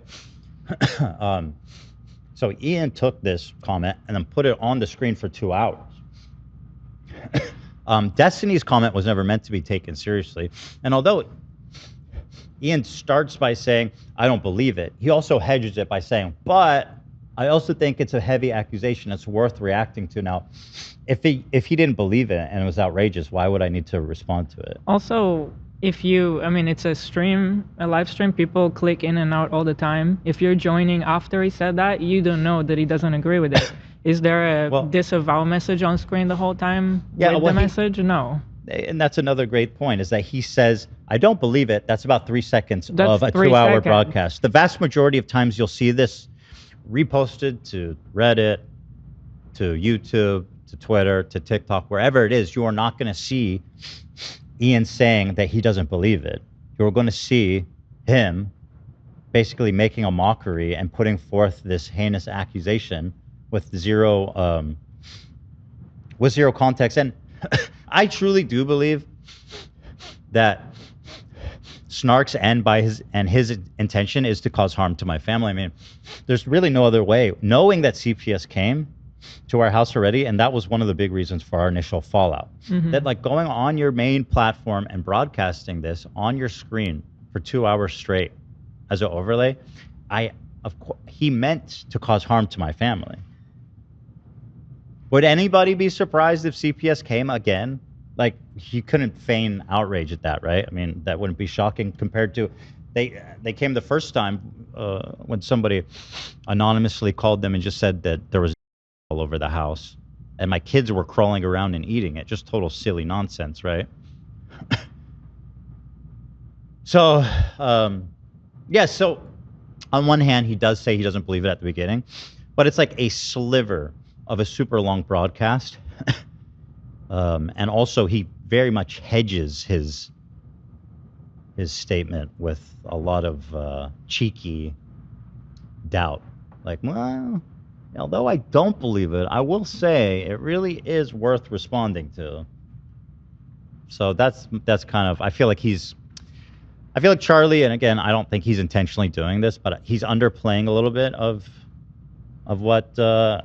what Ian did and the context of it and how it all happened. That's because it's hard to understand the depth of all of this without following everything. By the way, I'm not mad at Charlie, and I am not attacking him in any way. In fact, the opposite. I think he was super fair. He listened to me. He put my statement on screen. He read it, which he didn't have to do. He could have just put it there. And so I thought he was as thoughtful as he could be, given, the context that he has. It's a lot. It's going to take me a lot to explain all. It's a big, bold accusation that's very... It is very... up, and it's despicable that he would think it's a good idea to post that there. And then the problem is, and thank you, again, this is a concession. It doesn't seem like much. The bar's so low. But this is part of why people get angry at Charlie. Because you can't even concede that it's of my former friend Ian. And by the way, another thing, Destiny's never been to my house. I don't know Destiny at all, right? As much as people want you to believe that me and him are apparently best friends and talk every night and like collude on how to ruin Hasan's life or something. I literally don't know him at all. Okay. Ian, on the other hand, was my friend of many, many years. He's been to our house. He's met my kids. When he puts something like that on screen that has credibility, right? Where if Destiny puts it on screen, nobody gives a what Destiny says about me. He doesn't know me at all, right? But Ian does, and that's what makes it even worse, in my opinion. You know, of the many reasons why, you know, I chose to pursue it against Ian and not Destiny. And I don't see why I have to do both. Like, you know, just because someone else said it doesn't mean it's not defamation. If you put it forth like in the way Ian did, if somebody lies about you and says, Hila robbed a bank, and I know because I saw it. Oh, and then they retract it, right? Or even if they don't retract it, if you take that and put it on screen and it says, Hila says I robbed the bank, you're still rebroadcasting the accusation, and like, it's not any different. You're essentially putting it out yourself, while knowingly aware that it's not true. So the message isn't Ian's. This comes from Destiny. And by the way, and Charlie, he goes, he knows it's not true, yet he put it up because it was just like a silly, fun thing. Let's just with Ethan, the guy who a massive community of harassing psycho stalkers have been with for like 3 years straight since October 7th, relentlessly. And let's just put it up for and giggles that he, you know, does these unspeakably horrific things. Talking point. Yeah. Yeah, it is. They start it and then they all spread it everywhere, and they bully you into addressing it. But essentially, they're kind of doing that when Charlie feels compelled to put out a second video, because even sharing even a shred of empathy for me, even though he ultimately disagrees, it wasn't enough. And so he goes on Twitter, he goes on Reddit, and he sees people losing their mind, calling him this and that, and saying he's a hack, that he's defending me, he's running defense for me, including Hasan, who went on a whole monologue on his stream on Charlie for that video. And, you know, the social media is just a total cesspool. It's just dominated by these voices. People like me who value my peace, I'm not even on Twitter. Like, you know, these people love it. I don't know if they love it, but they're there. I mean, Hasan is there on Twitter all day, you know, and they're just, this is how they do it. So he's compelled to make a second video, which we'll get into. But I do think it's interesting that, you know, after one day of Charlie being facing with the same people who've been harassing us relentlessly since October 7th, 2023, after one day, they clearly got to him to the point where he felt like making a response video, follow-up video. Now, I would ask anyone to imagine if those same people that got to Charlie after one day spent 3 years relentlessly trying to ruin everything about you, your whole life, and saying that, like, little babies, you your own children, your children are eating dogs off the floor, you're sending human skulls. I mean, and also messing with my extended family, my employees. Like, this has been 3 years of this stuff nonstop, man. Anybody that just comes close to us in any sort of relationship, work-wise, life, anything. It's yeah, he just got a little taste of it, you know. But you could see, and I do want to continually highlight this, and I hope Charlie sees this to some capacity, but in our chat right now, and on our subreddit, everybody's response was super reasonable. And, like, even though a lot of people here agree, I mean, listen, there's some people in the community that disagree with me, but I think a lot do agree with me. And the people that did agree with me are saying, you know, like, that was super reasonable. It's nice to see people, you know, the bar is so low for our community. People were like, I'm just relieved to see that he had some empathy at all for Ethan. Mm-hmm. Right? versus people just saying like that's fair. Maybe I disagree with him, but it was like a fair take, right? Versus when he goes online, when he goes on Twitter and other Reddit communities, I don't know which ones he was looking at, but he's you know, he's an enemy. He's an enemy now, right? Just because he expressed a little empathy for you know, CPS. And Anisa talked about it saying, please do not apply US laws to the Canadian courts. Canada's legal system encourages genuine self-reflection and earnest apologies. Please trust that what is being done is what feels right. Ian's apology was also not done to avoid the lawsuit. It was done because he felt like it was something he wanted to do for himself. This is a lie. And of course, this is from shout out to no-alps4500 saying, Anisa, in parentheses, offline, happy as she's ever been, busy and thriving, making a statement on Ian's apology. It's actually kind of insane that she was not in this, but at the same time, it was, you know, mainly Ian, to be fair. But I think the lawsuit was going to be against both of them. But her not having to be in it is very much interesting. Ian talks about the apology video on stream for a while, going over Charlie, Scorched, Legume, and responding to chat in general, and here is that. Put up the apology, clear your own conscience. Well, exactly. That is the point. It reminds me, a similar response to the, even the initial apology, or not initial apology, the one that I did that Charlie initially reacted to a couple years ago, apologizing for the slur usage and stuff. There were a lot of people who had the exact same response, which is like, I wouldn't do it, or didn't feel that bad. Didn't feel that bad to me. And it's like, this is like an exercise in you using your brain. Maybe use your brain. Because a lot of people seem to be a little bit trapped in their own brain. Charlie's take on that was so weird. Yeah, it is funny though, I will say. Like the 1 or 2 times that Charlie covers an iDubbbz story happens to be like this weird tightrope walk of like, all right, who's right, who's wrong? I'm definitely not, you know, looking at which way the wind's blowing at all. I was going to do the apology whether or not Ethan Klein, like there was no guarantee that Ethan Klein would drop the lawsuit, right? So, and in Canada, you know, you are in a lot of ways incentivized to solve this and make apologies, and it isn't counted as like an admission of guilt necessarily. So it's kind of like, why wouldn't you, especially if it makes you feel a certain way? So I was actually coming back from wood class, and oh yeah, and that's also important to know. There were no behind the scenes like conversations or negotiations or arrangements between Ethan and I.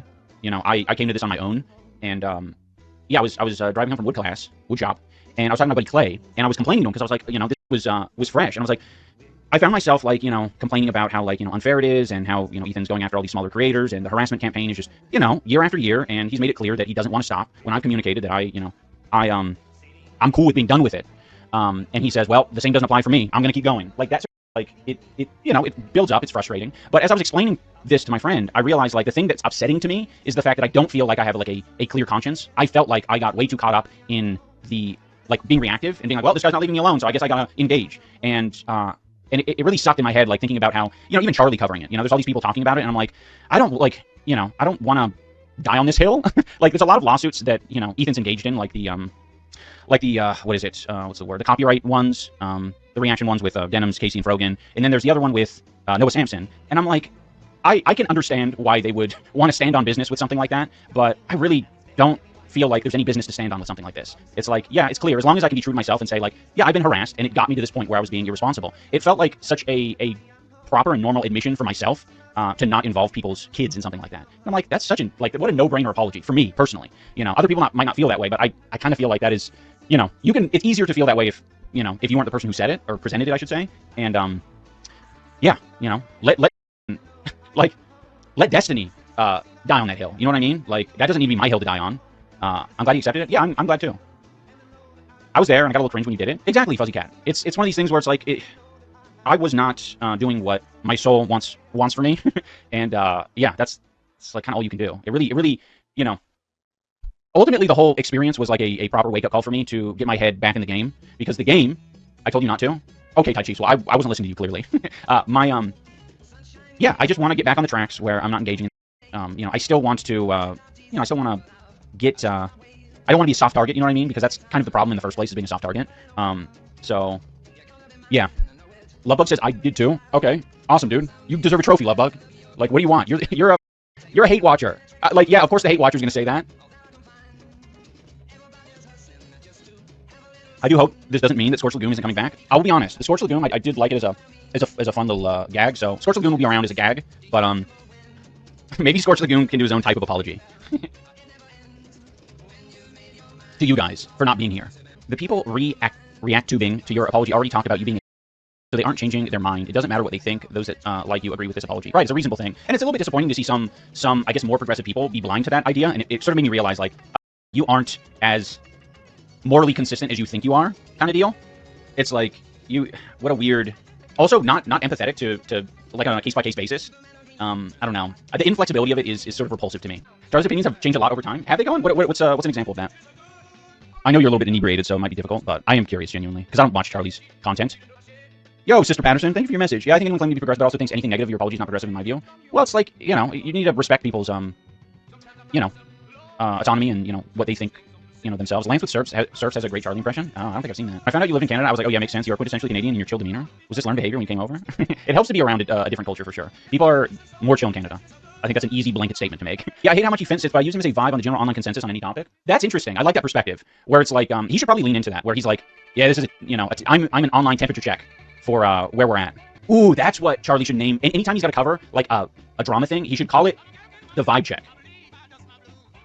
And say, like, I'll give you my opinion at the end, or something like that. But, like, just, there needs to be a little bit more, like, searching around the internet and, maybe seeing what some people say, a little bit more Philip DeFranco coded. Yo, Cadenza, thank you so much for the 11 months. Watching you from the tat shop with my fiance, I just want to say so proud of everything you do, Ian. If more people thought like you and reflected, the world wouldn't be so hurt so badly. Yes. That's also another thing.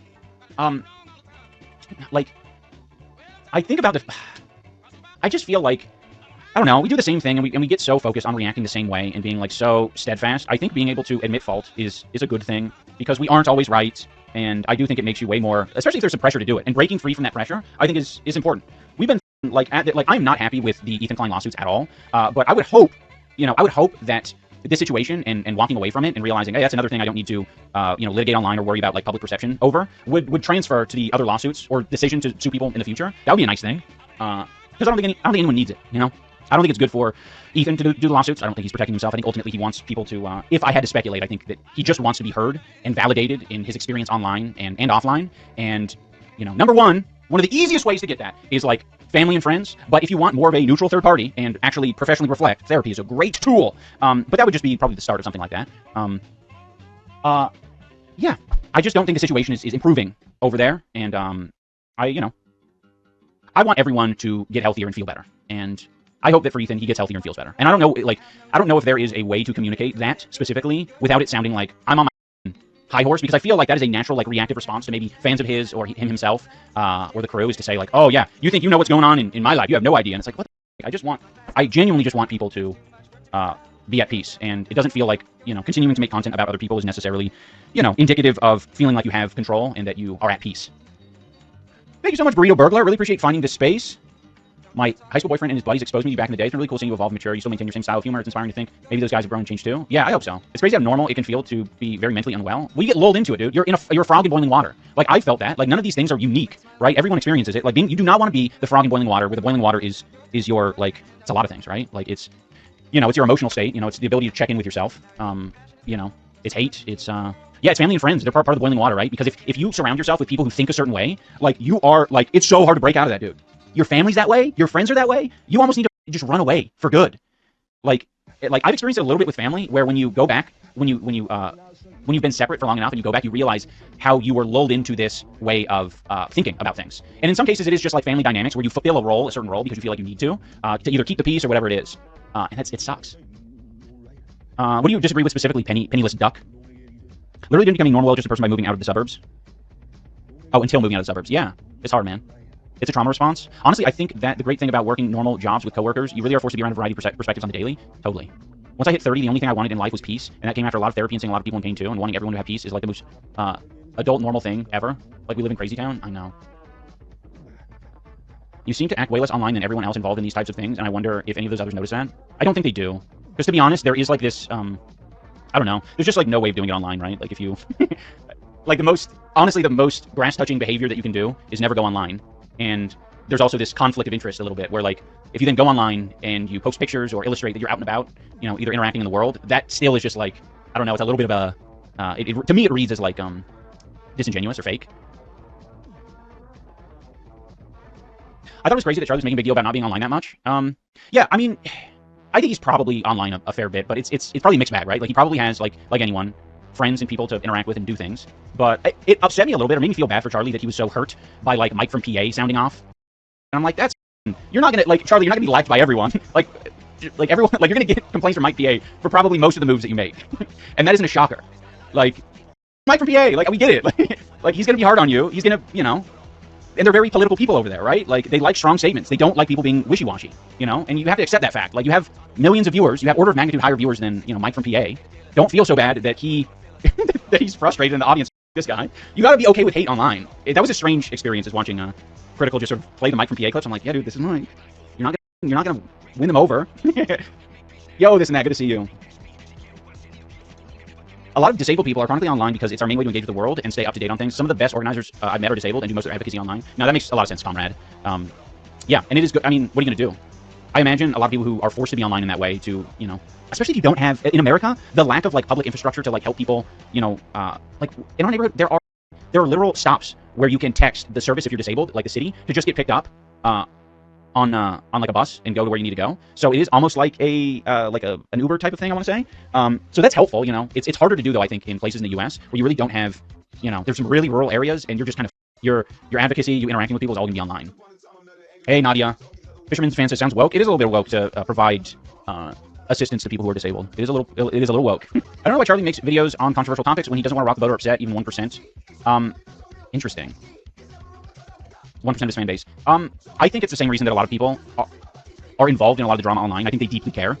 And it is kind of a bit of a life simulation. Like, a lot of these things, like, you do experience if you are offline. Like, none of these things are, like, that crazy. They're, you know, they're interpersonal relationships. And they're examples of people feeling wronged and someone else feeling like they didn't do anything wrong. And that's how it goes. And you get lots of exposure to that in real life if you are touching grass. And you have a normal job, or you have a third space, or you have groups that you go interact with. But a lot of people online, because they don't have a lot of that, and they're not seeing it, they don't have too many examples to pull from. And so, you know, the dramas that happen, like, you know, with Ethan and I, for lack of a better word, I know it's a serious thing, but for a lot of people it is just drama.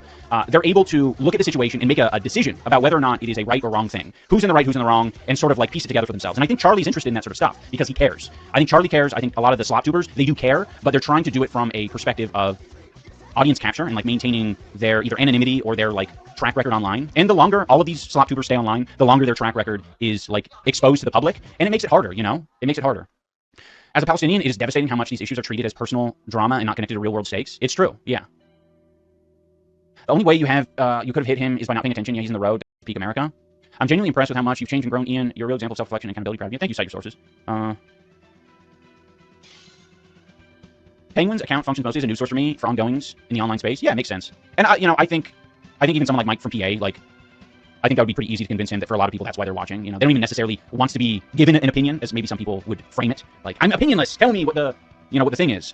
I think for a lot of people it is a form of news, but it's news that, you know, it's a little bit of like a parasocial type of thing, you know, where you're like, oh, it feels a little bit better. It feels like I'm not. And there's not too many places to go for this. It's drama slop news. You're right, Cadenza. But there's not too many places to go, right? Because a lot of these people, you know, that are reporting on this sort of stuff, they're in the fringe corners of the internet that have some weird opinions. Thank you, Moonchild. Joe Rogan to the left. Big love to the Dubs. Thank you. Thank you, Water Tower. Solandry and Reagan Kyle, you guys are being so sweet. Solandry says, most people already have a bias going in and want to confirm their priorities, at least the ones who cry in the comment sections and create drama. Yes. It's hard as well, right? Because, you know, I don't think any of these communities are necessarily a monolith, right? But it's really hard to have proper discussions about the state of things without making some generalizations about the people watching the videos. It's just handy, right? Yeah, I'm sure there's a lot of people watching Charlie that are just looking for some slop news. Good night, cutie. Us will roll US in the World Cup tomorrow. Quote me 1-0. I will quote you, Cohen. I will. If it doesn't happen, I will remind you of that every day for the rest of the year. By the way, if you want to be engaged in the World Cup, which I'm not that engaged, one story that I found fascinating is, I think it's in the Democratic Republic of the Congo. There's this dude who's like a mega fan, and I think it's got some historical context or whatever. He does a statue thing. What does he do? I think he either salutes or he does something like this, or I don't know what he does. But he stands like this. He's a statue. Yes, for the whole game. The whole game. And they made it into the World Cup, and his team advocated for him to, like, be there. And it's just kind of a cool gimmick, and it makes me interested in seeing how far they go. So that's something that I'm going to try to keep in the front of my mind, keeping track of their progress in the World Cup. Of it, yeah, it's cool. Because he literally stands there, and they said that he practices it. He practices standing like a statue for, you know, hours at a time. I'm like, what? Dude's crazy. I saw that on Instagram earlier. Yeah, it's sick, dude. The stand, the raised fist guy. I'm going to LA today. It's Mexico versus South Korea. I'm so. I hope something happens so that I can go to the LA Olympics. Like, I don't know. I want the U.S. to heal before the LA Olympics in 2028, but that's gonna be like peak bad. That's the final year of Trump's presidency, and I think it's gonna be hellish. And I'm like, oh, this is gonna be like a perfect time for me to check out the Olympics in person. I followed your work since I was young, even hosting a watch party for Full Force in high school. As I got older, my values evolved. I became critical of some of your older content. I think that criticism was justified. That said, I really respect the care, thoughtfulness, and growth you've shown in your work today. Oh, thank you so much, Big Cheese. That means a lot. It's not easy. It's it definitely results in you know, less I don't know. I think it's holding a mirror for a lot of people online. It's holding a mirror up a little bit when you're making some of these changes, especially the first apology. And people don't like it. Even if I say and reiterate, like, I'm doing this for me, I feel bad. People are like, well, now I got to think about myself. I have undocumented friends. I'm low-key telling them not to go. Yeah, it's probably a good idea. While editing this, I realized something. A few minutes into that first clip here, he says that he understands Ethan's point of view and, like, kind of seems like, you know, he thinks it's kind of valid about the copyrights and stuff like that, but the lawsuit against him being wrong. Although I think the lawsuit against, you know, of course, Ian was correct, but it's very much interesting for him to say these other lawsuits are kind of valid, you know, like, because this is, you know, this is iDubbbz. This is the guy that's supposed to be orbiting these people and hung out with these people before for the whole H3 content cop, and he's like, yeah, these lawsuits are kind of, you know, more valid, at least more valid than this one, you know, so for him to say that, to me, is very much interesting. I think H3 dropping the lawsuit, or even slipping up and saying that he would drop it if they apologized, because I do think it was a slip-up, is one of the worst moves in internet history. Ian and Anisa will not learn from this, because they got the easy way out of it. They won't learn. They have to be punished. They're repeated liars with no spine. They're the rats of the internet space, and they basically one-upped H3 here by getting away with it. Ethan, how could you let the Goyim get away with this? These are some of the worst false allegations you can put against someone that need more cases so that there's an example out there of what you cannot get away with. I can imagine Ian and Anisa being only slightly embarrassed that he had to make an apology video, but overall smirking and laughing behind the scenes because they got away with it. I am heavily disappointed in H3 and do not believe at all that this was a genuine apology. But maybe Ethan is a better man than me. Maybe I'm just not a good person. You know, of course in religious aspects, you know, you're supposed to forgive, but it's just this whole situation, all the context that comes with it, going through the entire lawsuit was the only correct way to go throughout this. I don't know if this lawsuit and the outcome of it will really change anything. Ian and Anisa will probably stop talking about Ethan, but for how long? And whenever he starts talking about Ethan again, is he still under the possibility of that lawsuit anytime Ethan wants? If you drop the lawsuit, can you go back to it? I'm not exactly sure. Have they really learned from this experience? I don't think so. In the case of Casey Tron, she still, even after losing, has been nearly or actually crossing the line regarding Ethan. I wonder what the future is going to look like now that his main beef, the main thing that popularized him and has made him a talking point in general other than being a lolcow, the one thing that made him an actual talking point in, like, news, because all the rest of it is him being boring or stupid and isn't big news, is now a post-nuclear bomb zone. As unless he does something really stupid, I don't see Ethan saying much about him anymore. At least very rarely. And not to the extent it has been in the past. You know, like making fun of him a lot. Ian actually pinned the comment and shout to the tiny cat for this, saying, "Hi Ian, appreciate the thoughtful apology. It means a lot. I've instructed my attorneys to drop the lawsuit entirely." And it's very much unfortunate. And also another interesting thing about this is, shout to Carolina Badger for this post, despite the apology, the H3 content cop is still up. And that is true. Both of the H3 videos, the content cop and content deputy, are still up on his channel. And I don't really understand why. Scorched Legume. He talked a little bit about his VTuber model in the last segment, and that he was probably just not going to be using it as much. Saying he was going to bring it back, but for different reasons is what I took from it. But one thing I want to show in this segment specifically as well is the thing that he was asked about during an interview with the guy from my Frogan video. What's the dragon? Yeah, Sorry. What's that? No, go ahead. I see a stream clip of you and you have a dragon on your head. Oh, yeah. What's the dragon? On my head. On your face? Or maybe you're just the dragon. Do you know On what I my mean? Yeah. There's a guy. His name's Like, have you the seen your Scorched stream? Legume. Okay. Yeah. Yeah. No, he's a friend of mine. His name's the Scorched Legume, and he is British. I met him when he came over here, though, to the States. I met him at PAX East, and he's just a chill guy, man. He's super woke. He just says it like it is. He doesn't care about hurting people's feelings, and I really appreciate that about him. That's good.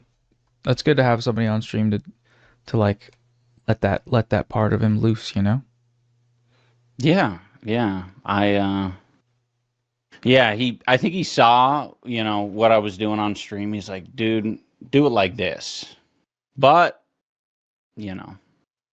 that comes with some consequences, Letting the Scorched Legume go off on my stream, of all streams, it was it's like playing with fire sometimes. Mm-hmm. This was before he got sued, a couple of weeks beforehand, actually. And it's kind of weird to me that these people not knowing about, what the co-person in their podcast is up to, especially because all these guys are supposedly really big friends and all in the same sphere or whatever, but not knowing what each other do online is kind of strange, because I think in everyone's real life, perspectives, experiences, you go into your friends' socials, you see, like, especially if they were popular, you would go to their news places, people that are reporting on them, and see what they're up to. Not specifically whole videos like mine, but like, Reddit, Twitter, and stuff like that. You would see what is going on. There's also another clip of Ian being hypocritical in the same way he exposed a while back, and here is that. The guy behind this whole thing, he also thinks you're a fucking moron. He is referring to the Spring character as having created the crypto. The whole theme of this crypto is plausible deniability, so that at the end of the day, when the whole thing implodes, everyone can say, I wasn't involved in that. Nope. It was the Dink Doink guy. It was the mascot. He made the crypto. It is kind of interesting how much hypocritical things you can find from Ian in not even that long ago. As I think that Logan Paul video was in the 2020s. You know what I mean? So that was not like that was like, 6 years ago. And he's still being hypocritical. iDubbbz turning against Hasan. Since Hasan was talked about a bit in the sued segment, there is some interesting things that have came from his world as well. He was subpoenaed in late May over his trip to Cuba. He's considered a U.S. activist, and he possibly violated economic sanctions during his trip in March. It's basically just a request for some info regarding the trip, whether he stayed or spent money at certain prohibited areas. Quote, Hasan Piker defended the exertion, stating the convoy was a humanitarian mission to deliver authorized aid. He has criticized the government's inquiry, framing it as politically motivated in an attempt to criminalize dissent. During this trip as well, which I don't think I talked about, he was called out for wearing clothes that costed more than people's entire salaries in the country of Cuba while staying there. Like, glasses alone were more than monthly or even yearly salaries there, which is insane to think about. Overall, this doesn't seem like a huge deal though, like him being subpoenaed. On the headlines, it can be seen as that way. On paper, it might look that way. But after looking into it, it seems like they just want to figure out if he, stayed at these areas. Pretty sure that he's probably okay, because most of the trip is broadcasted on live stream, and, it'd probably show if he was not shown in certain areas. And I'm not sure why these areas would be prohibited either, and that's something for the comments to answer. Now, with the context of why he was subpoenaed, here is Ian talking about it. Someone was mentioning that Hasan was getting subpoenaed by the U.S. government. What is that? I haven't been following any of that. For going to Cuba? That is crazy. Does it mean investigated? Yeah, I think something like that. I think they're accusing him of, I don't know, being like an enemy of America or something like that. Just like a lot of like kind of vague fears. Marxism is coming. Sanctioned? Oh, breaking the sanction, like, which is interesting. Yeah, all the I was reading was saying that he's un-American and a bunch of other random that doesn't matter. Against traditional values. They're saying that his trip was against U.S. rules or some crap. Like, it went against sanctions because he brought aid. Yeah, which is it's so funny, because the amount of, like, rhetoric we've seen online from the likes of Ethan Klein and many others is, like, that he's just doing it as, like, a posturing move, and it's like, no, actually, at this point, the U.S. government is saying that he was providing very serious aid. It's almost been confirmed at this point that it is a serious thing, it isn't like a matter of optics. Yeah, exactly. They did materially help. It's good. I'm glad they did it. It's the right thing to do. And as you can see, Ian is mainly assuming here and probably doesn't have full context of what is going on. As I never really see him read an article on stream, at least what you can say about Hasan is that he'll read articles on stream. But a clip after the lawsuit shown Ian to actually talk a little against Hasan. And here's that. Cracker, that's what Hasan calls white people, which is kind of up. I'm going to be honest. He specifically calls white people that to make them feel bad. He specifically says, shut up, cracker. At least Ian admits that racism towards white people actually exists. But for Ian to be like, quote, being mean is messed up is kind of interesting coming from him. Ian looking for employment.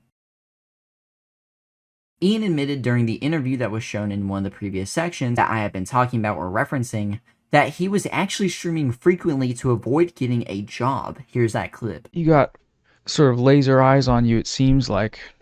I mean, a lot of people just kind of, because you're streaming more now, right? Yeah, but I've started to do it less. I think I've realized that, I mean, streaming really isn't my jam. And I think as well, like, it's a little bit more fun to not stream like a job and just do it more occasionally.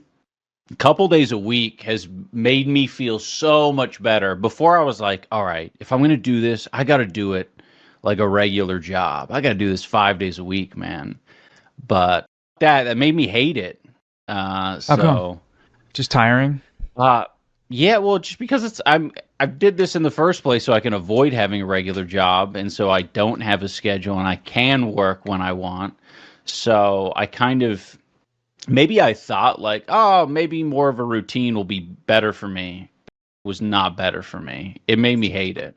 It was kind of an experiment just because, you know, I've been doing the YouTube thing for so long. It's a small thing that he says, but it makes sense. But it makes it seem like they have been lying about their financial stability. If they didn't lie and cope about it, people wouldn't really scope in on it so much. But it's the fact that they have. And also probably playing the I'm really broke card will probably help him get more donations and subs. But he also admitted in there that streaming isn't his thing, which is something that everyone has called out. And at least he's being honest with himself. And I wonder when he will stop streaming, because I feel like it is something that is bound to happen. Because even the content he does now is very bad, and he doesn't seem to very much enjoy streaming at all. There's some clips I'll show probably in the Livestream Lowlights section where he literally complains about being asked questions, like simple ones about anything. I've shown in the past multiple clips of him like spurging out because people ask about dramas or political situations and he does not care at all. He is clearly doing it only for the money and hates doing it. And Ian is more of a video maker, and that is okay, I guess. I mean, it just shows that, you know, a lot of work is behind the scenes, is the editing, is the script writing, is thinking of jokes on the fly, which of course you would think that he would be better at, considering these videos probably aren't scripted like the bad unboxings and stuff. But I guess whenever you get to overly censor yourself, a lot is taken out of you. And it is kind of insane that the content he does now is pretty bad, despite only streaming a few days a week now. He's also now doing woodworking or some shop class of some sort, but once he says he's doing welding classes or getting a CDL, they will be leaving the internet for good. How long do you think they got? The thing about the woodworking classes, I can't jump to the gun being like, oh, well, they're gonna leave the internet for good. I talk a little bit more about it in a future segment. But it makes you really wonder, like, because woodworking isn't, like, probably a main job. He could probably find one, but I mean, you know, they talked about in the past moving to Canada and doing trades. And it seems like they're starting to do some stuff for trades. iDubbbz therapy update. Ian talks more about his therapy and whether or not he is successful, and here's that clip. Aren't you married and successful? Thank you, Drumpelstiltskin. Yes, you would be right. It depends on your perspective, though. There's a lot of people online who don't consider my existence a success, but I'm very happy. Yeah, I was thinking about it yesterday because I well, I want to say it was like maybe a month ago. I was kind of going in every few weeks to therapy, and we just recently ended it, and I was like, I feel pretty good. And then this comes up, and I'm like, all right, maybe I should head back in just for a little refresher, you know? I guess he stopped going to therapy and wasn't, as you know, it's not like a lifelong thing. Some therapy sessions aren't. You know, there are some temporary ones like that go for only a certain span of time, and that's what he was doing. There wasn't many updates from his therapy, sadly, and it's kind of weird because, like, you know, I usually hate on him, but I'm kind of curious about his more personal life, his therapy sessions, and what was going on in them. And there wasn't many updates on them, sadly. But he might go back to the lawsuit, which would be kind of interesting if he would talk about it. I think at one point he was successful, like a decade ago, though, but he definitely is not now. He is more so riding on his past success. The marriage does not seem to be the best, and he never seems to be happy at all. So, I don't really know. Everyone says he looks like one of the most miserable people on the planet whenever they see him. And there's multiple screenshots as well, and clips and stuff that prove that he doesn't really seem successful in a lot of ways anymore. iDubbbz Kickstarter Crap returns. Ian brought back his Kickstarter Crap series. Kickstarter, if you don't know, is a website, kind of like GoFundMe, a fundraising website, whether it's a product of some sort, a video game, or whatever. People use GoFundMe nowadays, but this series is called Kickstarter Crap, where he would go and find dumb ones and basically just criticize them or whatever. Kind of like a content cop of sorts, but for these-ish, I guess, to put into perspective. But this one is called Kickstarter Crap Detergent for Men. After watching this video, it kind of has the same layout of his other one that I talked about not too long ago. A skit in the beginning that has no relation to the video, that really isn't funny either. But there's more attempts on actually editing and making jokes in the video. The first product is a laundry detergent sheet for men called Man Sheets. Basically just a laundry detergent sheet, but man-scented. He tries to compare it to dude wipes and how it's dumb because it's not gender neutral, and goes off some point on how he needs data and tests for these things as well. It just seems like out of everything on the website he could have talked about, he wasted an entire video focusing on this and products like it. He is criticizing, quote, bro products, I guess. Kind of funny because of the content Hasan used to make that was very bro-like. But I will say he made me laugh a couple times because the jokes he made out of context are really funny at 2x speed.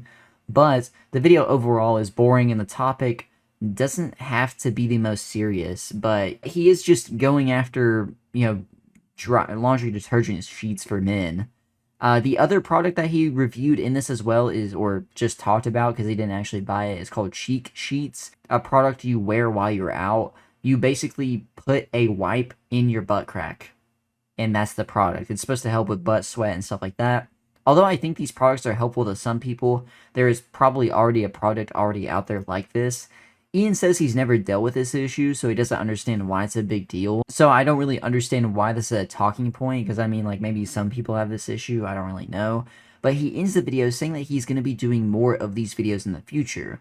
Here are some comments and some Reddit posts as well. There's a lot of apparently deleted comments, as some people were calling out, but the top 2 comments I saw were from Cooper Guile saying, recession indicator, and one from Mill2250 saying, it is too late, Ian. Both of them having over 1,000 likes. Next is the Reddit post from My Name is Heterodox saying, 51,000 views in 18 hours, by the way. Yes, he only gets views when he is backstabbing friends and being openly anti-Semitic. And of course, as you can see here, After nearly a day, it only had 51,000 views, but also it was originally titled My Favorite New Product, Kickstarter Crap.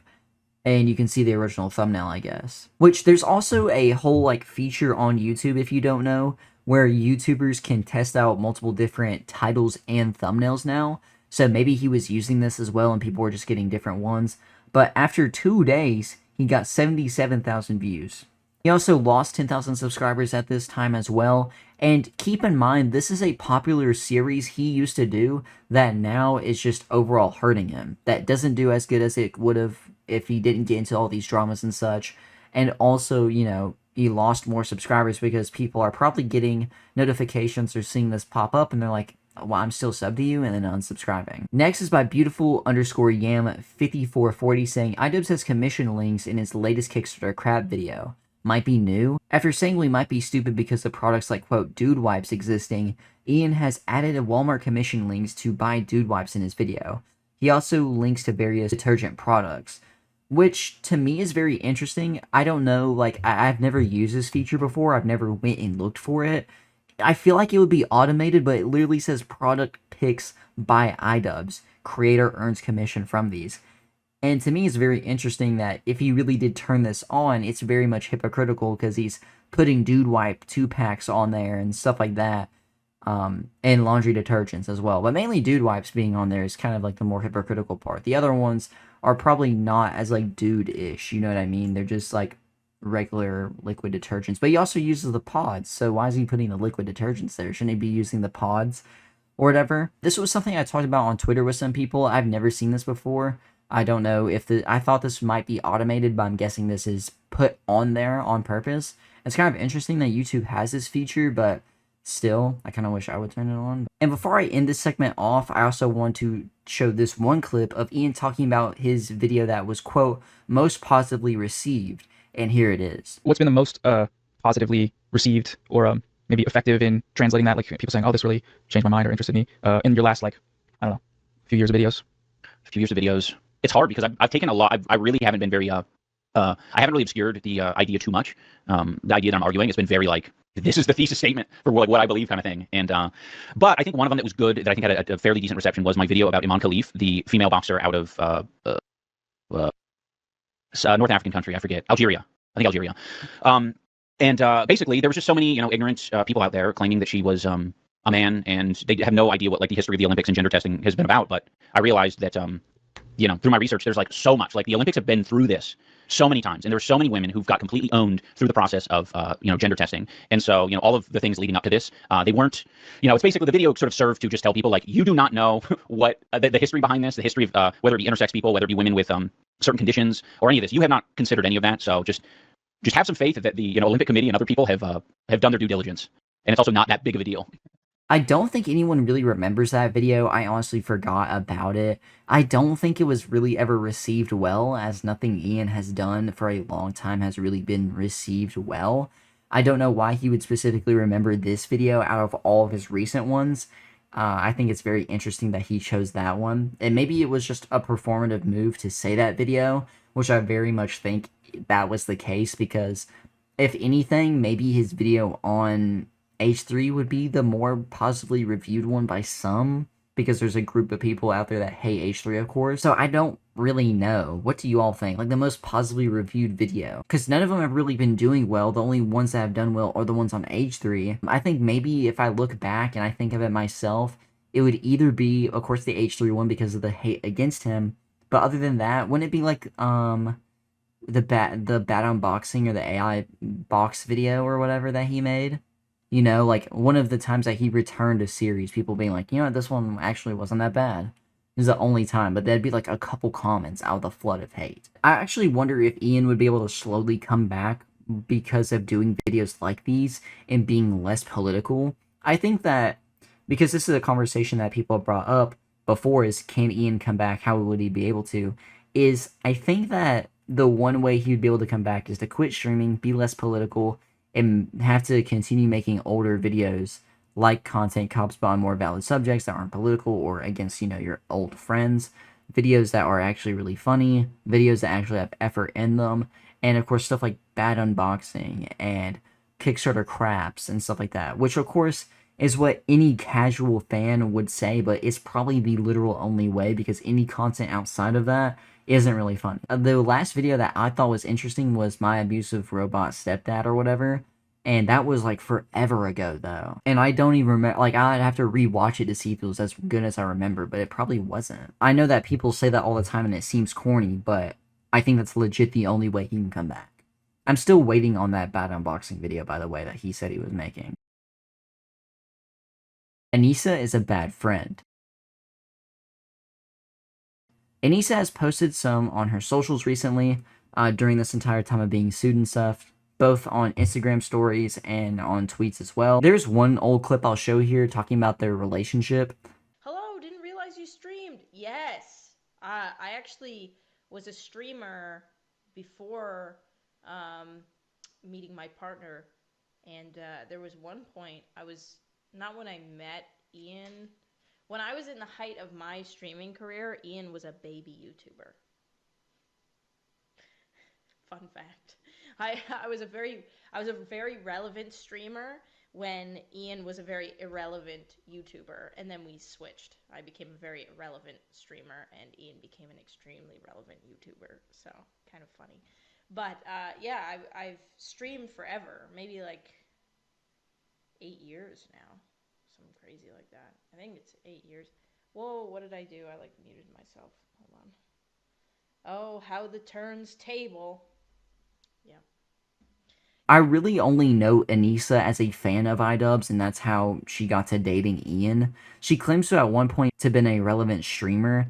Does anyone know if this is true? She has lied about a lot of things, so I don't really trust her, because she always talks about how she, used to be a relevant streamer, but then at the same time talks about trying to get relevancy not that long ago, like on their podcast. Talks about how, she never had a big internet career and she's always an Ian shadow and trying to make her own way. So it never really sounds like she was that big to begin with. But either way, let's go over some of the Reddit posts. By MikeFan19 saying, "This woman has no real job experience. Don't act like you know what you're talking about." And it's her posting a video from someone. I think this might be her friend, which we talk about later in this video. It says the 9 p.m. set time to 6 a.m. wake up for work pipeline. The only way this makes sense is if it is this friend or manager of hers, which we talk about more in a little bit, saying, "You don't know what it's like to commute from work to back home with the terrible traffic and terrible planet. You don't know what it's like, Anisa. You're a capitalist princess living in a nice neighborhood. You never actually had to work for anything. That's why you're the way you are, and that's why people don't like you." And yeah, if she was posting trying to be like, "Guys, I relate to you, having to work a 9 to 5. Next is by Sophie saying, "Getting desperate for subs." And this is a whole drama of her own as well. The pickle incident, I guess we will call it. Saying, and it's a tweet that she made on the 26th of May saying, "I post a video on Fansly tomorrow. And let's just say, I eat my husband's pickle." Sophie adds on saying, "I doubt they will show anything of him. It's just bait." And the next day by Mad87645, post saying, "Pickle video update. It was an actual pickle." Anisa adds on after posting the video, which I can't show because it's, of course, elsewhere. I'm not going to show or, say where it's at. I don't think I really can. But, it got leaked online, and yes, it was just an actual pickle. He didn't even have his, pants unbuttoned or anything. He literally just held a pickle there. And she does, the face. She doesn't act like she is doing anything to it. She just literally bites it after having it in her mouth for, 3 seconds. Cool. But Anisa posts saying, "Look, it's a pickle. It started out as a meme, but I won't lie, it got really hot really fast. Getting on my knees and looking up at the camera while I take it in my mouth, covering eyes, monkey covering eyes emoji. I got so shy at the end, I hope you don't mind." But, of course, as it was, talked about before, people thought they were actually going to release a tape.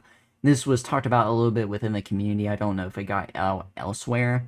But yeah, she basically probably was being pretty desperate, saying that, they were basically going to release a tape of some sort together for some extra, subs and interactions on that site of hers. Next is by Subject-Armadillo457 saying, "How could we have forgotten she was a fitness model?" And it's an old text message from Discord back in 2015 saying, "I took a lot of health/nutrition courses in school, and I was a fitness model. I know what to do."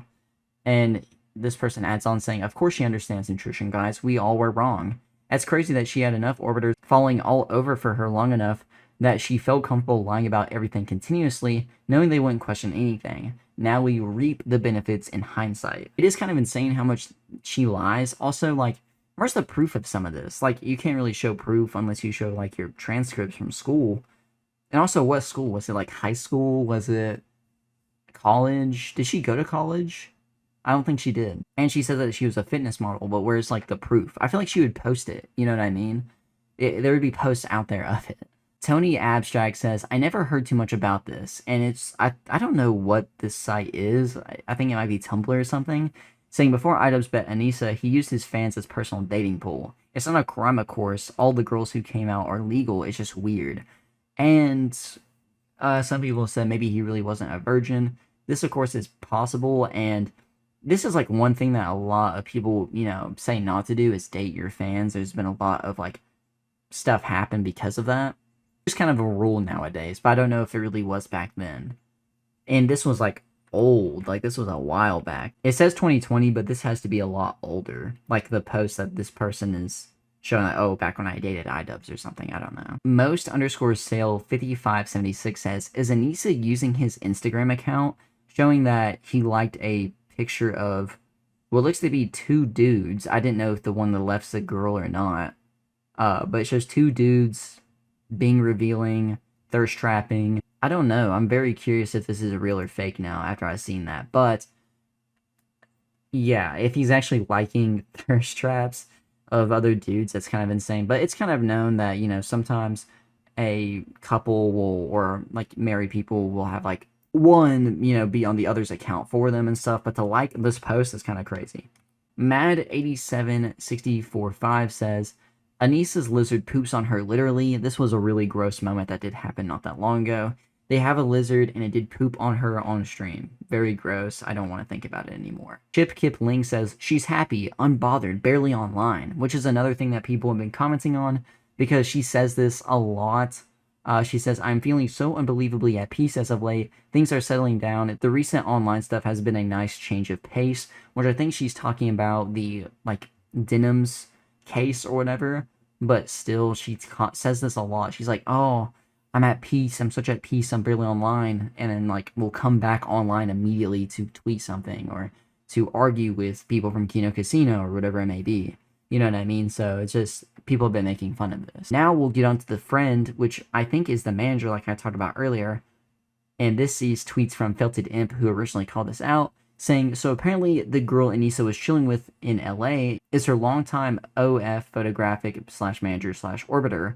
Also, she has a band that Anisa has never promoted. Seems like she has some locale potential, but is too irrelevant for anyone to document. Big ups, Leo Frank. And after looking, this is the same person that, you know, she posted or whatever. But it's like one post, you know, showing that they're friends, saying, when you and your best friend are overstimulated at the function at Anisa Jahoma. There's also pictures of them hanging out together, of course. Leo Frank from Kiwi Farms says, if Anisa is such a heckin' feminist, why doesn't she ever promote her best friend's band? They're on Instagram begging for streams and Ian begs for subs. Kaylee will come in whenever Anisa is having a meltdown that no one is buying her of account and hype it up in the comments. But Anisa has never once, ever shared or promoted any of Kaylee's projects. Never forget when she posted a photo with Kaylee without Facetune while turning every filter to the max on herself. She's such a, like, rude person. And this is from her, is it LinkedIn, I think? Saying, I'm actively looking for full-time work based in LA. I have experience with managing work, like, X-rated work-based communities, managing gaming communities, social media management / marketing, customer support, L1 emails, content moderation, including but not limited to sensitive / NSFW content, assisting with event coordination, creator acquisition, photo / video editing. I'm looking to join creator / influencer partnership team or assist in some kind of social media management for a brand that shares some the same passions that I do. I'm a quick learner, extremely personable, and I take a lot of pride in the work I do, no matter how, quote, small. Resume available upon request. Remote / hybrid work is preferred but not necessary. So as you see there, there's like posts of her looking for work just, you know, a month ago from the post, and of course never helping her manager out. Belted Imp then tweets, I point out she never shouted out her friend's band. The next day she posts shouting out her friend's band. Doesn't say the band name or show concert footage to actually promote the band. Stuff like Kaylee. Better get back to responding to those fans' leave messages. And then as you can see, they have a tweet together where they hung out in LA. Kind of insane timing. I don't think this is a coincidence. Chip Kip Ling post, quote, I'm feeling unbelievably at peace as of late. Things are settling down. Red heart emoji.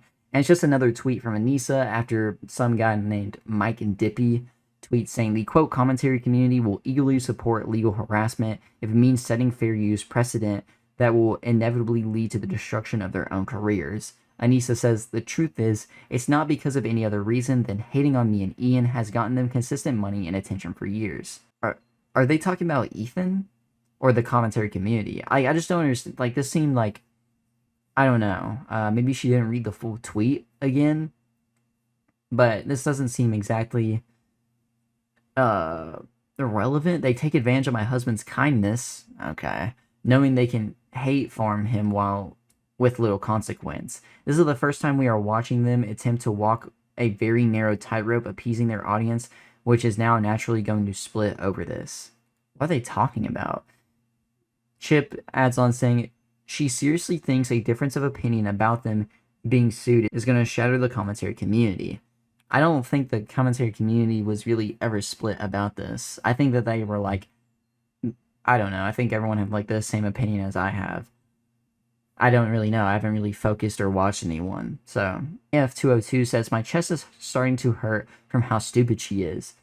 As she made a tweet that was kind of snarky saying, thank you Moist Critical for your unbiased watching of my husband's epic VTuber stream, which you clearly enjoyed very much. Moist Critical gave a pretty fair take on the whole Ethan Klein situation, but of course Ian's dumb wife decides to run her mouth. I can't do this anymore, man. I hope she just is rage baiting for attention, which is very much possible. Chip Kip Ling posts again saying, Anisa has been throwing subs at Hasan for 32 months, which is over 2 years, bro. Like, they're 4 months away from being 3 years of being subbed to Hasan, which is kind of crazy. And as you can see in the Twitch logs here from back in March, it shows Anisa subscribed at tier 1. They've subscribed for 32 months, currently on a 30-month sub streak. Not like he's a millionaire or anything, Chip adds on, which is very much true. But I know that, like, friends, for whatever reason, on Twitch will sub to each other. I don't know what's up with that. Painted on Eyelids says, I wonder what Anisa was up to while Ian was grappling with his lawsuit. Oh, and it shows another Fansly post saying, missing me? Wanted to make sure you got your fill. Tee-hee. Flashing the camera and booty clapping, so much louder than I expected it, by the way. Caught me off guard. ... Not sure what more you could really want, TBH. Eyes emoji. Hashtag butt clapping. Hashtag tattoos. Hashtag flashing. Chip says, finally we were bringing back unbothered and barely online gumbo posting. And it shows Anisa once again saying, I haven't been online much and forgetting to take pictures of things I'm doing, but remember today, so here's gluten-free double chocolate banana bread fresh out the oven. And does this look correct? Like, I don't understand why the top of it is so caked up, but I mean, there it is. Does that look correct to you all or no? iDubbbz' toxic Discord. There's only one instance for this video, but I wanted to go ahead and show and talk about it because it's kind of insane. This one is by, I can't say that, but it says, helpful lawyer, saying, does anyone know what happens if Ethan actually sues Ian? Alice in 2 Chains says, a lot of things would/could happen. Is there something particularly curious about? I have a law degree, but not sure what you're wanting to know. Smiling emoji. If I was Ian, I would have gone camping and never come back. Would never be able to withstand this type of useless noise. Bad for your health. Like, what would the outcome be? Ethan hires good lawyers. Ian would most likely lose and have to pay everything related to the lawsuit. Would Ian go bankrupt for this? This person says, LMAO, okay, never mind. Can he actually win this? Question mark. I keep forgetting how deeply unserious people are. 0 days since I last got baited by someone who thought was genuine. World emoji. Reset the counter. I think that's a world emoji? I don't know. What are you talking about? I'm a completely legit question. It seems like Ian is in grave financial trouble.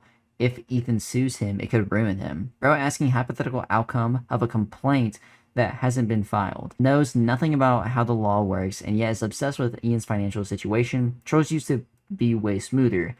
Quote, can Ian actually win the lawsuit that doesn't exist and we know nothing about the merits or what is being complained? Nice try. I'm pretty out of the loop here. Just saw some stuff was brewing and want some clear clarification. I'm so sorry for asking you. Like, I get that there's maybe some extra context that might be needed, but I feel like overall, you could answer some of the question or be, like, you could have said it nicely, like, hey, I have to know more context, but X, Y, and Z could happen. But also, if you have a law degree or if you are a lawyer, then you should be able to already answer this question, because whenever you're trying to buy someone's defense or whatever, you can be like, oh, well, this, and this, like whenever you counsel them, like, you know, to make up a good argument for either side. You know what I mean? It's just weirdly toxic. It's just overall very, like, in a way, they're kind of, like, not snark-brained. They're very aggressive for no reason. It's very much strange. But also, it is, like, legit questions, like, what happens if, you know, Ian gets sued? I'm worried about his financial situation. Like, you know, no one's welcome there. You can't ask or say anything. You know what I mean? Can't always say, like, oh no, like, I need to distract myself with another thing, another person, because that person has their own life and their own dreams and desires. Like, making your dreams and desires just being with and having all the attention of that other person isn't enough. Get a hobby, maybe your other children. Get friends. iDubbbz' Livestream Lowlights. This, of course, is a segment to go over clips from the live streams found by the community. Some of it is to show what the average stream looks like, and others have actual topics and talking points to them, which I'll go over. But let's start with some of the clips. Real people. Sir, you're talking to a computer screen to people you don't know. Yeah, that's what everyone on Twitch is doing. What are you talking about? Yes, this is just like every other Twitch stream where people are talking to people that they don't know personally.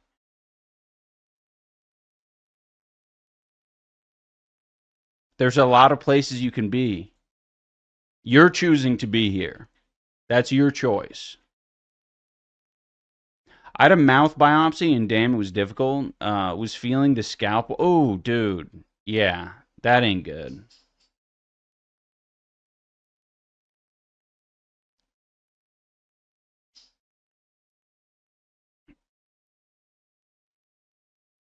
Yeah, it's actually only normal to stream if you know everyone personally in the chat. That's not that's not the weird outlier, right? It's actually normal when it's like your mom and your cousin watching you.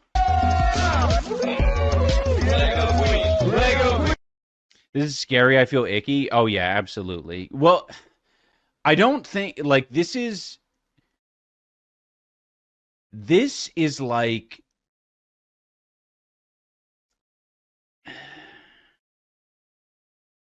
this is horrible. Like, if these guys weren't, you know, like, she got very lucky that these guys weren't worse than they are. It feels a bit kidnappy. Yeah, it's creepy. And there's a lot of weird manipulation. Like, I don't know. I also don't know who this person is, but like, yeah, I'm very curious. I don't know, man. We could do without all of this. Lego Queen! Lego Queen! Oh, Lego well, Queen! you see your Lego face there. Queen! Lego Queen! The desire I think to that be is a edgy little bit and of a to be what would you call it? Fine line, right? Yeah, tone police, right? When someone's explicitly stating something like a slur, you're gonna be like, yeah, don't give them a hard time because you're tone policing. It's like, where's the line for you? I guess we know where your line is. free to behave in certain ways. Leftists of this ilk will use whatever the issue du jour is to get away with that Because you behavior. can have, like, you can say, like, stinging, you can have stinging, biting commentary without resorting to this. Like, you absolutely can.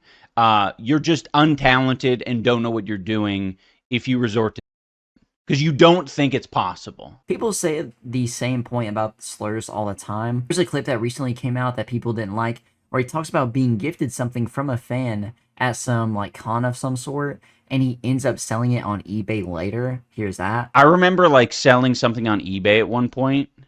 It was like, someone gave me that I didn't want or whatever. It was like at a Comic-Con or something. And I think it was like a lithograph, and I just thought it was like a poster. I don't know. I still don't know what the difference is exactly, but it was worth like a few $100s more than if it was a poster. And I sent it to whoever bought it, and they messaged me after the fact, and they were like, "Yeah, by the way, just so you know, like, this is worth a couple $100s more. It's a lithograph." And I was like, "Oh, okay, cool, thanks, thanks for ruining my day." It's low-key sad to think about. The creator that you love gives you something, and they sell it as soon as possible. The next clip is psychoanalyzing content, and here's that. 3D Low says, and this is your explanation for why fans of old iDubbbz are so weird. You were their parasocial excuse for not improving. They lose their excuse a little more every good thing that happens to you. Yes, of course. Yeah, it's validation, right? Like, you know, no one wants to, like, confront that. And it is a difficult thing to acknowledge in yourself and be like, oh, is there a little bit more of a reason why I'm watching these videos and it's not just entertainment? I think most people like to default to that.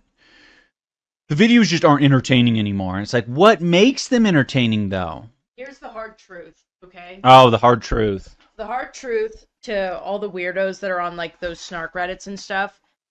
When you were in high school and junior high, and the group of girls called you annoying and cringe for yelling slurs and running around the room, they were right to do so.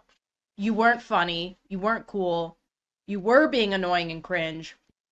And it was right for them to bully you. So. And it is, and it's also right and okay for you to feel bad about it. You should feel bad about it. They don't.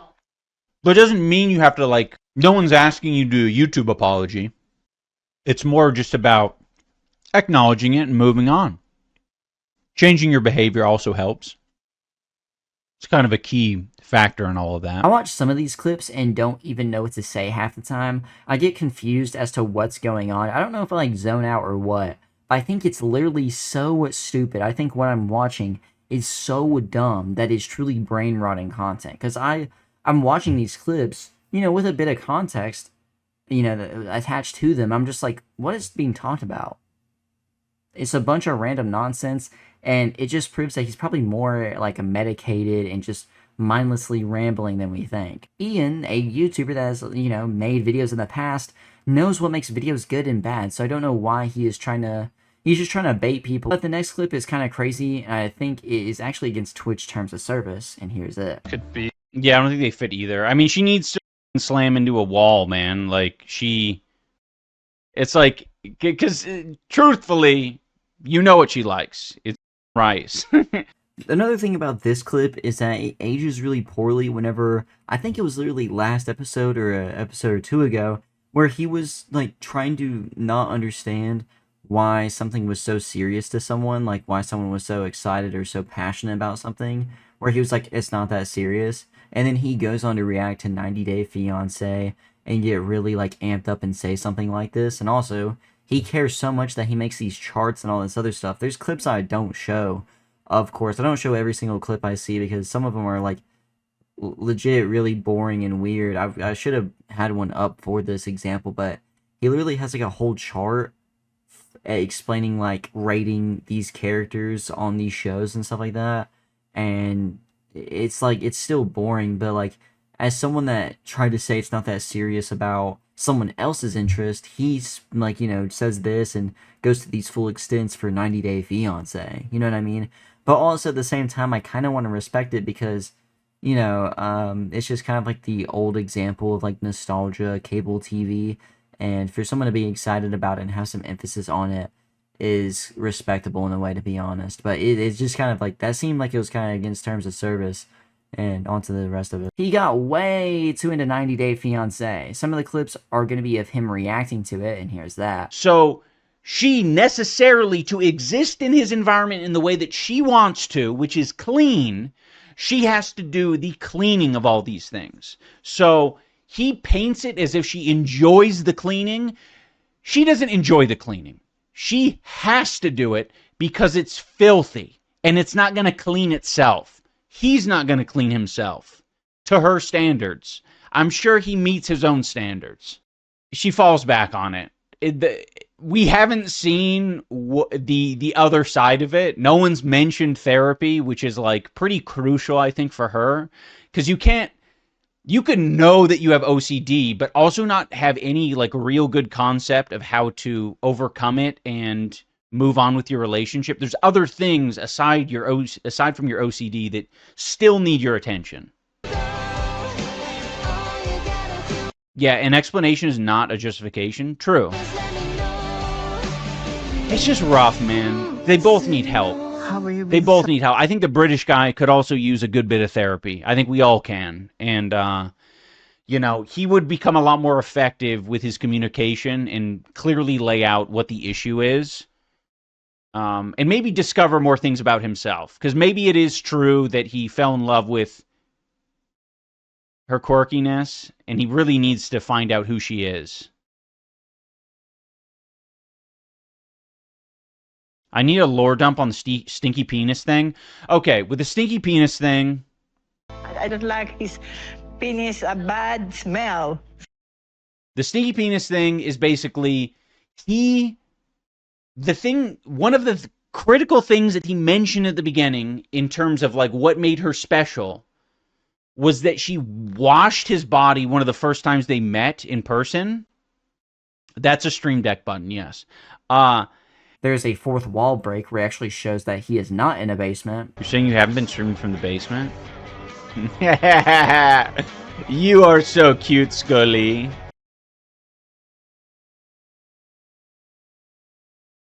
Wait, are you joking? Are you saying... Oh, no, I'm not streaming from the basement. Here, let me help you guys out.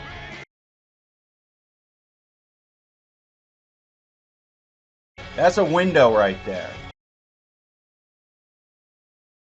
Curtains are up, but that's a window. Window reveal? Yeah. I think we have the exact same curtains. Well, you have great, you have the same taste as the old lady who lived here before us. Although some basements do have windows, so who knows. I actually did think that he was in a basement, but apparently he's not. Next is talking about Felted Imp and a little bit about the child marriage drama. Wait, what happened to the Felted Imp? Good question, Crotch Lobster. He had like a little meltdown. I don't know what it was associated to exactly. Probably something in their life. They were like, I'm done. I'm done with the Jamas. Safe to say that they're done. Oh, I think it was the vajacial. It was the vajacial on this show. It was weird because I said that I don't support child marriage, and for some reason that made Hey, that's true. Yeah. Because apparently I didn't say it at the right time. Yeah. I needed to say it 2 years ago when nobody was asking. Anisa was just saying, like, during one of the episodes of Smothered, like, they were... I think the imp and another weirdo were trying to, like, compare the vajacial thing to, like, child marriage or shit, and it was like, y'all are irrelevant. Like, this isn't the discussion. Yeah, they were trying to... Basically, like... They were trying... Because we were talking about, like, culturally... people's ideas of like what is appropriate and inappropriate, and like this woman's like job is clearly she's an esthetician and stuff, and they jumped to child marriage being people's culture, and like, do we normalize that? And I was like, we are not talking about children right now. Yeah. And no, we should not support child marriage, but weird thing to bring up. Mm-hmm. And that they didn't like that. Felt it was always a volatile creature. Yeah, it's true. I mean, knowing where they come from, what end of the internet that they're on, it's kind of like... we were always kind of aware of it. It's like, yeah, okay. This is too weird for you, but you regularly watch, like, weird Nazi guys. Like, alright, dude. Okay. We get it. He talks about a new class he is taking that's 8 hours long. It's a workshop class of some sort. And here's that. If you anything else? No, not yet, Noodlehammer. I'm starting my new class in 2 weeks. And that's actually, I'm glad you mentioned, because that's going to change the schedule. Because it's every Saturday, and it's like a job. It's like an 8 hour class. We have a lunch break. So I'm going to have to start streaming on, it's just for like a month and a half, but I'm going to have to do, I think, Thursdays, Fridays, and then Sundays. Yeah, new carpentry class. It's with power tools, yeah. It's really, yeah, we'll move 90 Day Fiancé to Sundays, for sure. Yeah, it's going to be interesting. I'm stoked to learn it. I also think I'm going to move my, some of the power tools to the basement. We got a room in our basement that's just barren. There's nothing in it. And I'm like, man, this might be the workshop, to be honest. That way I can keep the garage like a little bit more free and clear. And technically there's a giant house vacuum down there that can vacuum up all my spills.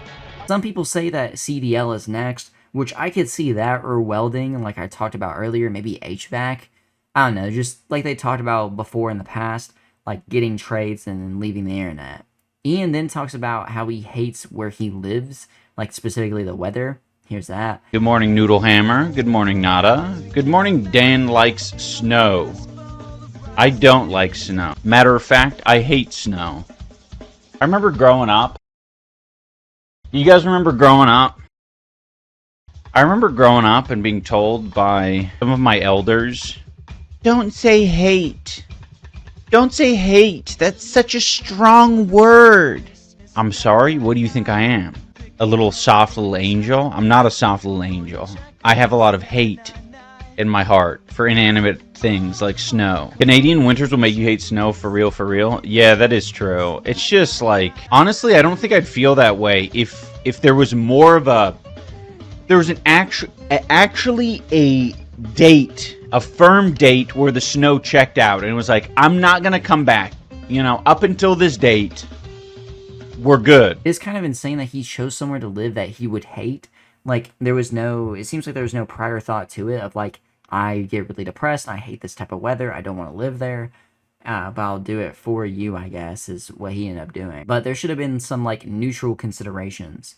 Some more, or like, you know, some compromise of some sort where, you know, they go visit often, Canada or whatever. Some more random stuff like being unself-aware and new ideas for streams, and here's that. I think a lot of it is just kind of whatever feels like a winning position rather than what is like morally right in his mind. Slowly becoming without realizing, like frog in hot water. Yeah, been a lot of news in the past 24 hours. Been quite a treat going on social media. Not much happening. You guys might hear some construction in the background. That's just that just is what it is. Your announcement: stream caused me to lose my 167 watch streak. So who's really the victim? I'm sorry, Zavat. Now, are we gonna watch the Charlie video? No. I guess I just wish. Jumping back to the topic of Charlie, I just wish that more people would at least do that, especially content creators, because content creators, you have a lot of power, right? Like, you know, a lot of the people who, you know, are sitting it out because they don't want to get involved, you know, they don't want, you know, lawsuits or even controversy or even, you know, just some mixed feelings. You know, I think now is probably a decent time. I think when Denims and Frogan and Casey were getting put through it, I think that was a good time. Yeah. It was at least pretty respectful that Charlie called you. I texted him proactively. So, yeah. But, I mean, he responded. That's nice. The makeshift tattoo gun is creative. I like. Thank you, Jackery. Yeah, it's like a clamp and a... Yeah, it's convincing enough. I didn't want to buy a prop tattoo gun just for some stupid bit. We gotta have some good vibes today, so this is for everyone who has good vibes today. I am a big believer in being yourself and doing what you want to do. I do believe in that. You guys are making it rain. I appreciate it. By the way, I was thinking, just unrelated to... No, I won't. So yeah, it would be nice if Mr. DeFranco brought some attention to it. Jared Cheeky thought? No, it wasn't cheeky. It wasn't cheeky. And I want to keep it a surprise. It's not really, like, it's not cheeky. It's just like, it was going to be one of those moments where I spitball my ideas with you guys, but I'm like, no, that's stupid. I'm not going to waste the surprise by spilling it on you guys. Whoa, thank you, man on the left, for your support. I appreciate you, man on the left. We'll give you 5 of these. 5 too many. Oh, that's one thing I wanted to mention. Okay, here we go. I have been seeing some rhetoric floating around about either celebrating, championing, or justifying CPS. And I just want to say, never, ever, ever have Anisa and I done that. Ever. So do not spread that. In fact, in my old content deputy, if you were to rewatch that with a keen eye, it would be very clear what my position on all that is. Which is, don't support. Are you Canadian? Basically. Very, very similar to being a Canadian. A PR. You're an Albertan separatist now. I have been researching Alberta separatism, and I think it might be a fun video at some point. Ian, I released the AB secret. The time is now. Oh. I will say, always tempting. It's always tempting. It eats me up when I sleep. That's all I'm thinking about when I fall asleep at night. Listen to the Queen. No. It's more about you know, it's more about me. You know, it's more about me. Cricket boy, sing for the Queen, Cricket boy. Honestly, that is something I'm a bit jealous. Oh, 1 second, guys. Would you accept an apology from AB? Oh yeah, of course. That's so crazy. Big Bungie offered to wrestle you to help fund the lawsuit. Would you be down for that? Hey, listen, I'm down. I'm basically down for anything. And honestly, I am back on my content grind. I don't know who Big Bungie is, but if they aren't like a chud, then sure. Just woke police in Canada try to make my dog cave. I put flowers on his neck. You saw his stink? He's so chill. He's a very chill guy. I mean, if you saw him outside, that's what he saves all his energy for. Dollarama just opened close to my apartment, major event. It is. That's such a good thing. Dollar stores are so great to have near where you live or where you go. Like, because in this day and age, they kind of have everything you need. Like, you can find some soups in there. They're gonna report on this. They're gonna say that I'm so beyond washed and poor that I'm going to Dollarama for my soups. Listen, they got some good soups in Dollarama. Frozen dollar store lobster. They're the goat for cleaning products. I don't think I've made it. I don't think I've solidified that that's a place to go for cleaning products, but I'll add that. Yeah, dollar stores are great. Also, what up? This and that. Bulk Barn. Okay, for non-Canadians, there's a place that we have up here. Hey, Nunfo, called Bulk Barn, dude. Bulk Barn is awesome. It is so awesome. Oh, thank you so much, VO. Icon. I love that. Also, I was watching VO stream, and VO has this clapping emote, and it seems like VO's interested in spreading like just the general vibe of having big cheek clapping emotes. So if any of you want to make sort of a big cheek clapping emote that is in some ways themed for our stream, yeah, like go for it, because I'll put it on here. I took my German exchange student to the Bulk Barn. He was so overwhelmed by it. Yeah, so Bulk Barn is basically, do you pay? No, dude, I'm filing a lawsuit. I can't do that. There's such a good little copy pasta video. I was thinking it'd be a good format for like a competition or someone, like whoever makes the best copy pasta based on like fallen fans or just weird people that come in the chat in general. It's very funny. Hello, iDubbbz. Long time Denny's patron here. My name's Jeff. Been a fan since 2004. I'm gay. Gay. Just a little reference for you from the good old days. I think Anisa brought you to Alberta for nefarious purposes. I think when the polar bears come, she will use you as a shield. No hate, long-time fan, but evil Anisa plans on feeding you to the cruel Albertian polar bears. Hasty Han might time me out, but I'm just speaking my mind. Bad on Batson. Like that format, I feel like is really good. Especially the ones that are hating on Anisa. Those are actually super fun. Because honestly, it feels really astroturfed a little bit. Like they're just trying to figure out how to put Anisa in there. He then says that people don't give his 90-day fiancé reaction streams a chance, and that's why he has like a lack of viewership, and here's that. Funny how we had 400 people in here for the Venn diagram and left for the main attraction. I know. I think people just don't give 90 Day enough of a chance. Is peak. I don't think people really want to watch this. I don't think people really want to watch the live streams in general. His viewership wasn't that great beforehand. It's something you made a whole content cop on, you know, reaction channels and stuff like that. Especially ones that were not, you know, transformative like Jinx. Or whatever the dude's name was. And if people want to watch this type of content, they'll watch a YouTube video like Cinnamon Toast Kin and other YouTubers that watch this stuff, where they can go back to it, where they can skip it, and not a whole live stream where it's just that. He talks about streaming video games and how it's a chore, and how he is tortured by trolls, and here's that. Elijah Lane, you are driving me up a wall. Because I remember you in here. It feels like you're only ever in here when there's some sort of slop going on, some sort of drama, and then you slam me with questions, and I don't like it. Because they're old questions, and I know you know the answer to these questions. I know you know. You're giving me 1,000% my read. Thank you, Kazar. I appreciate you. I thought we were talking a different type of flower. XQC Drain Gang. One thing I need to remind you. The Yellow Boys, they uploaded a pretty decent song early this morning. Thanks for keeping it real, guys. I'm glad. I need to ask the chat, the people around here more often, to just confirm my suspicions. Because it seems like you guys have a pretty decent read as well. Like, I like that. Have you guys seen the animated comedy shorts by On Boys? I think you dig them. On Boys. That sounds like a prank to me. Who's On Boys? What's On Boys? Also, Goo, you're a total problem as well, but I don't mind you as much. Because you're not asking me questions. That's the main problem, is asking questions. I don't want to be asked questions. because you know what? That's honestly, what's it called when you're doing psychological warfare on someone? That's what Elijah's doing on me, psychological warfare. And you know it. You've clocked me as an easily distractible human being. You know what? I should start not looking at chat all the time. Yes, IOP, thank you. Okay, enough of the freaky stuff. I feel utterly misunderstood. I mean, unfortunately, Elijah, sometimes that's just the risk of being a chatty Cathy. It can happen, you know. The more time you the more time you spend in the chat, you can rebuild it back up. It's not like you can't change, you know. It's possible to change. But some of the ones that have the most like mileage is just taking the last name.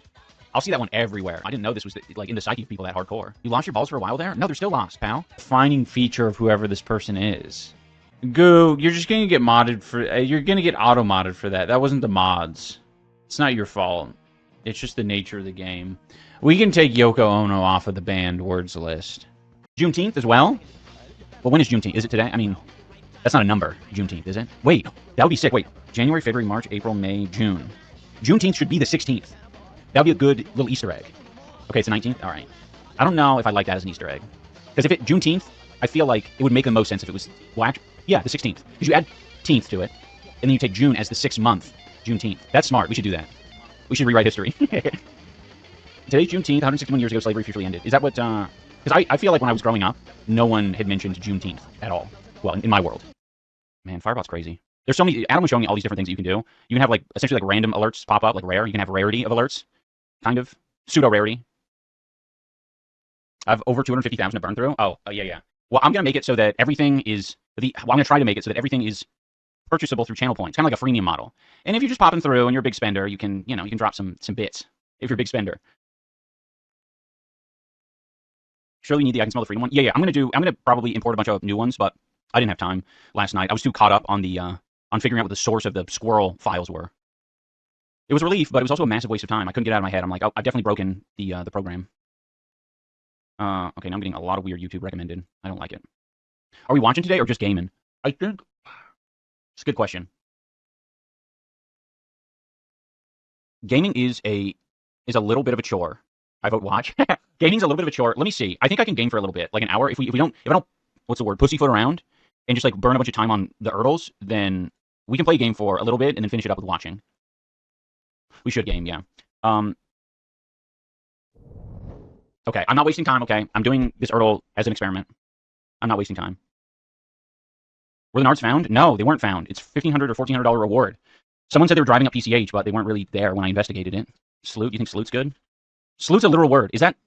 What does that mean? Sloot. Blomp. Bloom. I don't think bloom's a word. UME. Apparently it is. Utilizing your newfound love of woodcraft and your love of gaming, maybe a custom arcade cabinet. Yeah, okay, so... Yes, Noodlehammer. I've been thinking about that, actually. And because there's already a precedent of me making arcade cabinets, I think the next one... Honestly, making an arcade cabinet for something sick, like, for something that I actually enjoy playing, like Slay the Spire, would be good. Or just unusual games. I'm still into the idea of arcade cabinet for an MMO, and have all sorts of custom... Oh, Kliamba. What about Kliamba? Kliamba. Blimpa. Kalindia. It's like the Spire arcade cabinet. Yeah, dude. They also have, like... Yeah, that'd be awesome. Blink. You know what's funny, guys? I'm so tortured by internet trolls and haters that when the first person that wrote Blink in the chat, I was like, are they doing a like Blink if you need help kind of thing? I was like, I'll ignore that one. Doesn't start with B. Oh, you're right. It doesn't start with B. Then it could be Plink. Plink's a sound. Oh, right, but there is a B. It's the third letter, right? So it's blank. I-M-B. So what would that be? Glibs. I know glib is a word. Plumb. Plumb is not possible. Cling. No, it can't be cling. Could be fool. Yeah, I love my SoCal Kings. What does that mean? Supergirl. Oh, sure. We're doing a Supergirl review. We watched it yesterday. Amazing. Everything about it was amazing. I love James Gunn. I think that the music choice, perfect. I don't want to be in that. The music choice, perfect. The actor for Supergirl, amazing. She's Australian, I think. Oh, well, I loved her. I loved everything about all of it. I loved the puppetry. I loved the mix of CGI. I loved there's like this awesome scene where it's like anime-esque in nature, like the stick figure fights, where it's just like this long, drawn-out, like just scene. And like, listen, the reason why Ian said that like me watching Supergirl wasn't like a good suggestion is because like usually I'm a massive hater of like, I hate Marvel movies, for example. Like I'm a hater of a lot of action films, but it's not because I don't like action films and I don't like. It's because they're targeted at a very specific demographic. They stopped trying. Like I just feel like it's phoned in a lot of the time, but like this wasn't phoned in. Awesome. And Jason Momoa's character was so good. Yeah, Lobo. Lobo was sick. They didn't overdo it with him. I was afraid that he was going to be like this side character that was in it the whole time, but I think he was in there a tasteful amount. Yeah, Lobo, very cool, very cool. Yeah, it's a little disappointing to see it not received as well, but gonna be honest. I think the people who aren't receiving it well. I'm gonna be honest. I don't think they. I think they got some screws loose. Because the themes that they were going with in the film were very good and not like I don't want to spoil it, but yeah, I think there are a lot of things that were very relevant specifically to a woman audience. And I don't know if you have eyes for it and you see what's going on, it's kind of like, okay, cool, I get what they're doing.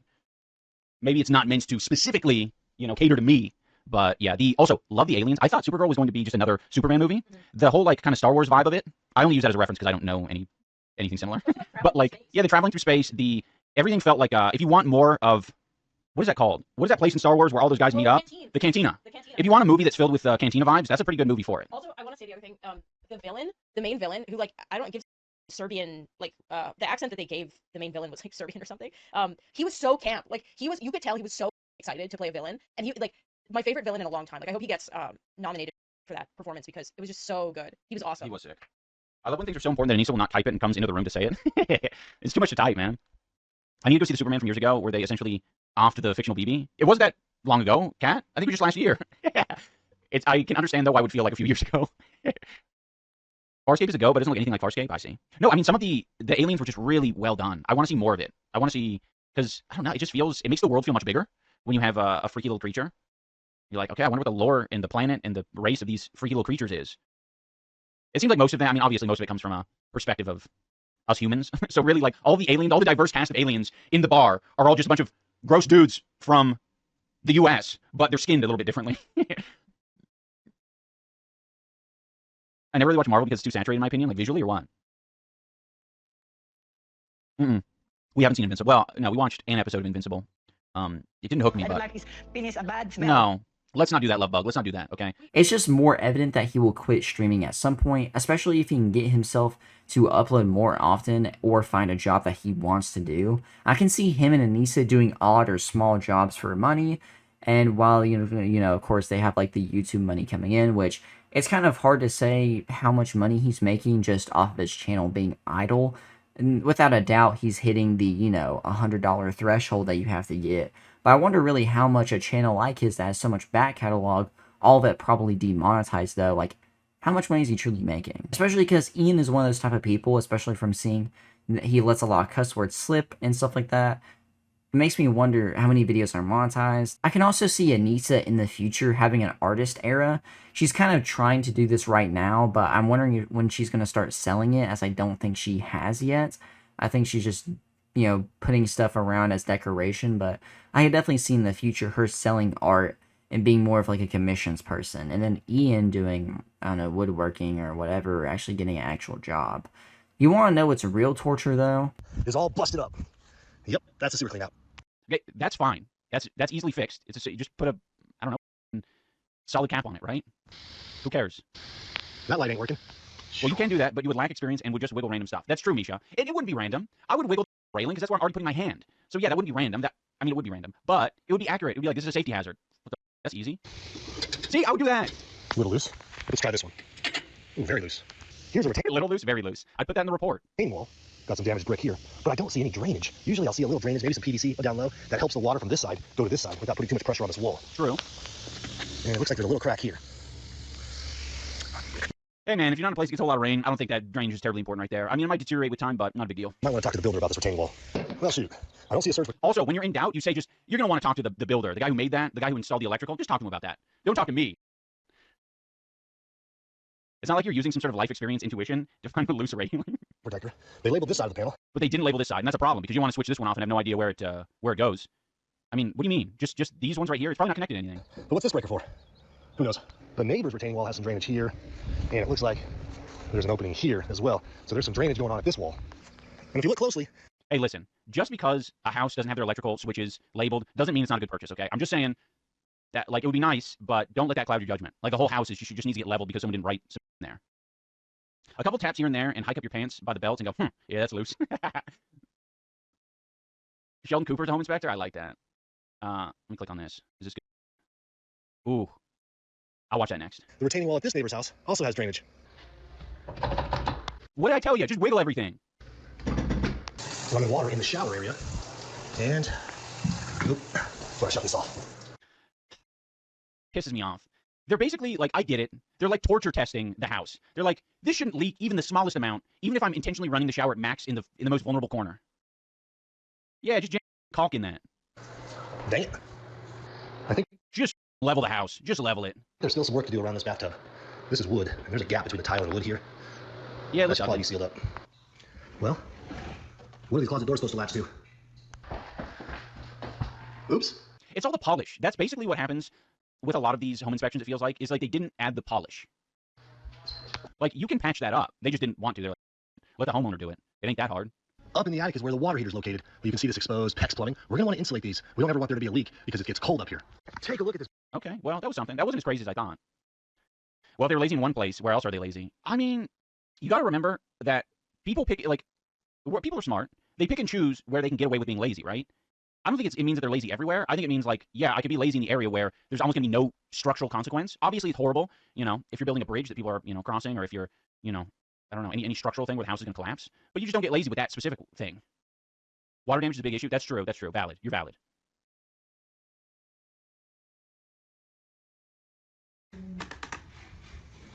This guy has a big pointer finger. Who gives? I'm going to be honest. I don't think I've ever been in a house where there wasn't a crack foundation. Maybe that's the wrong word to use, because maybe that is something different. But, like, yeah, cracks everywhere. Cracks in the garage. Cracks, you know, wherever there's concrete, crack. It's a new build. That does suck.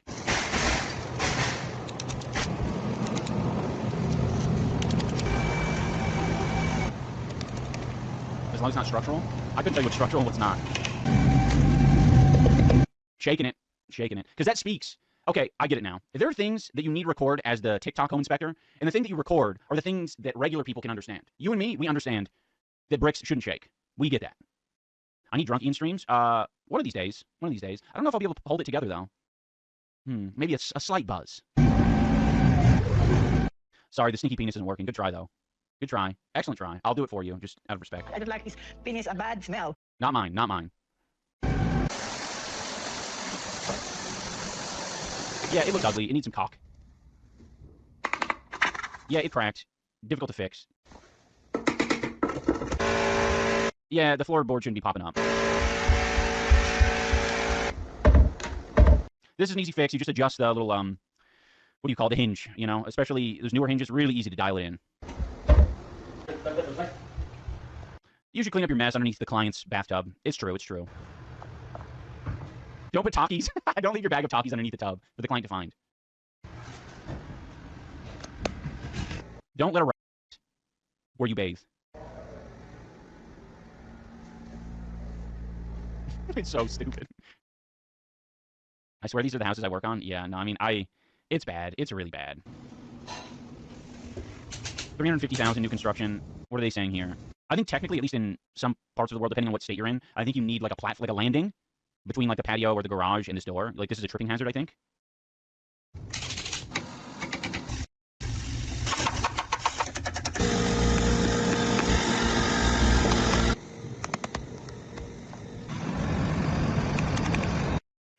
I think blue tape for fixes, I see. Yeah. I feel like all of these construction companies who are doing these new builds, they need someone whose job it is basically like they need a polisher. Because you get done building a house. This is just a theory I have. You get done building a house and you're like, phew, I'm done. I've seen enough of this place. I want to leave desperately. And all these like small things and small fixes are like not worth my extra time. I don't care enough. But someone whose entire job it is to fix these little small things, they can still have the passion. Especially if that's their only job. Yeah, low quality control guy. It'll save millions of lives. So much of this is just sensory content for the TikTok algo. No, they figured out how to make it a sensory experience, okay? It's a perfect melding of the two. Man, not a citizen of your country that built your house does not give a can't hold him liable. Oh, yeah, that's cute.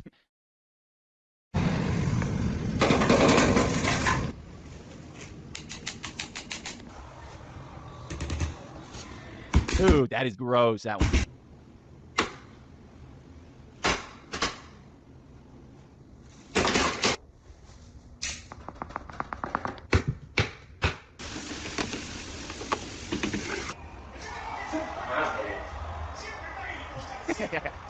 What? You're not allowed to have a guy laying down on his belly, kicking his feet on his break? I will say as well, like, part of what makes this horrible is when, I think, like, if you don't do the work right the first time, if someone whoever buys this house wants to do more work and do renovations on it, it becomes like not an exponential, but like a much more difficult problem if everything was done in the first place. It makes replacing things harder. You know, everything's covered up. It's you're met with surprises, and the surprises is just not fun. But a fixer-upper isn't a new build. Yeah, no, I mean, I'm just saying any additions that you want to make, any renovations. Maybe you don't like the format of the bathroom, you want to switch it around, but they did all the plumbing and they hit it. Hey, here's a snake. I don't think that's the developer's problem, though. That's awesome, dude. Okay, we gotta stop watching this. This is like the same guy that lost a bunch of money on a home and he acts like he's a know-it-all. But also, it's like, does he not understand how, like, this guy bought an expensive house. Why is he okay with, like, there being issues with these houses, especially newly built ones and stuff? Like, I've never liked seeing these type of videos where, like, newly built houses are all messed up and stuff, because hundreds of thousands of dollars, allegedly, these houses are worth and being sold for, and, you know, there's all these mess ups, there's all these issues. Like, I don't know, like, it was just so strange to me. Also, whenever he acts like he's, like, an expert, absolutely kills me, man. That's all I got for his streams today. Community questions, comments, and concerns. Of course, like in my usual series, I have the community questions, comments, and concerns segment, and let's get into it. Alt user 2025 saying, rest in peace, and it says Scorched Legume 2026 to 2026. I do think that Ian should not ever come back to the Scorched Legume character. I think it's a very bad idea, especially with what he was just trying to do with it in general. I don't think it was funny. I don't think it was entertaining. I think a lot of people did not really enjoy it, and people were just mainly laughing at him and not with him. Next is alternate underscore Ken underscore 3562 saying, Ian needs to let Anisa off the quote tight leash and give us a truly unhinged lawsuit reaction crash out live stream.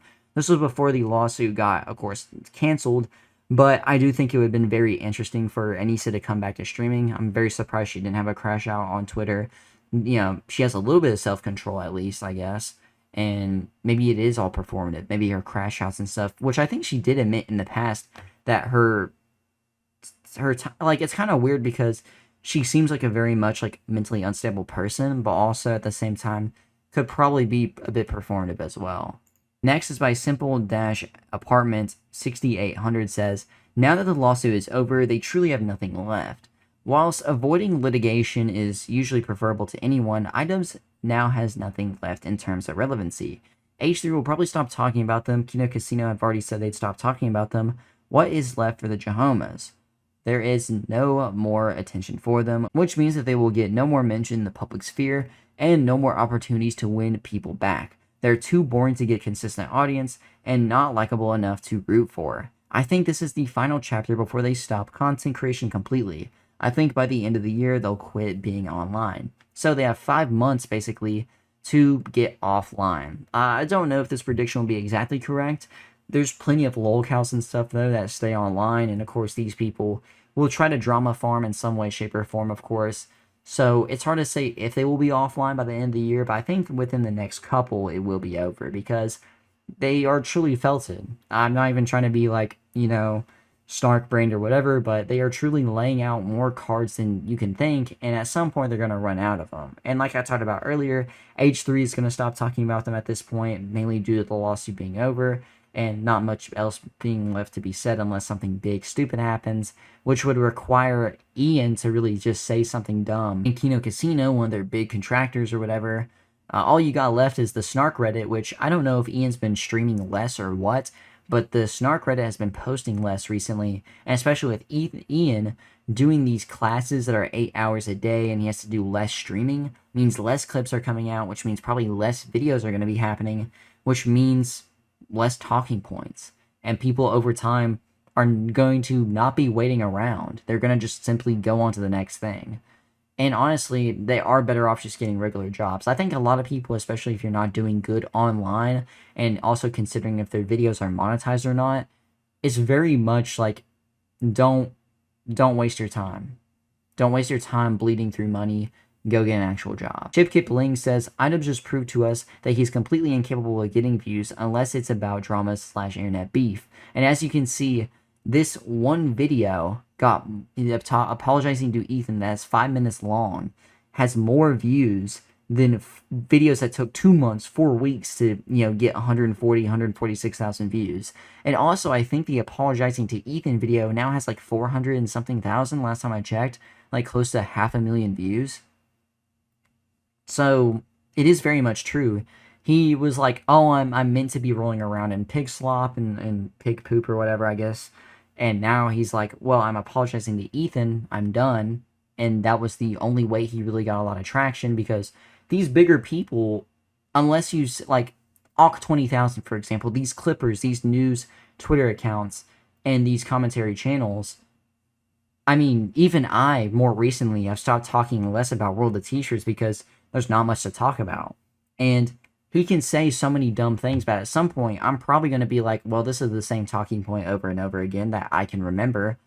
There's no point of bringing it back up again. He's being more and more boring. I make less videos on him. You know what I mean? Like, over time, the only thing you can do, it's like with DSP. With DSP, you can really only make one video on him, and then years later make another one if he gets worse.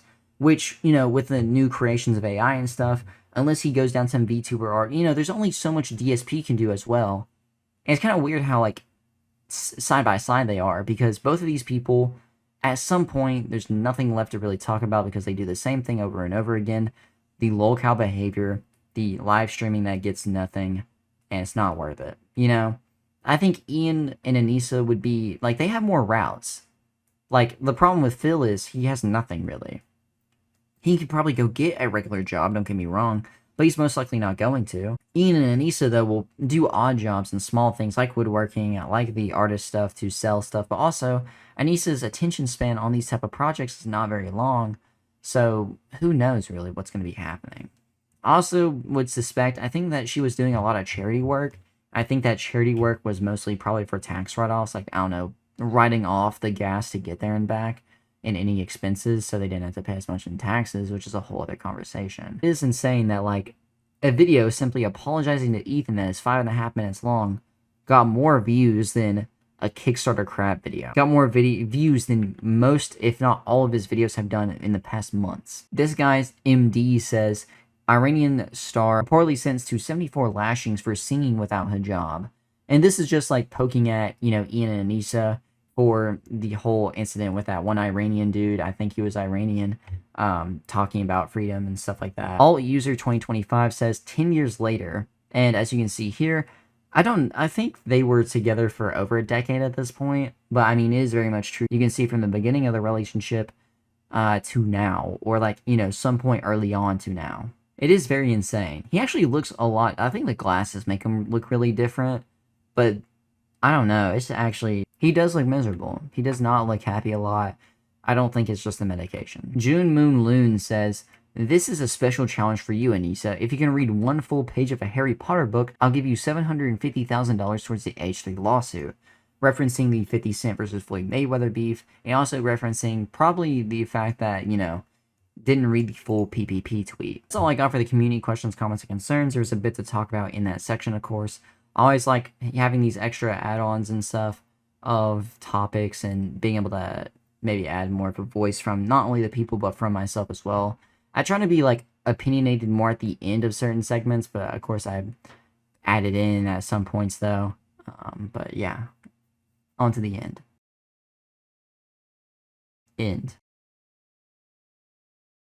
That is all I got for today. Let me know what you all think about this in the comments down below. Plenty of questions to be answered from you all that you can go ahead and try in the comments down below.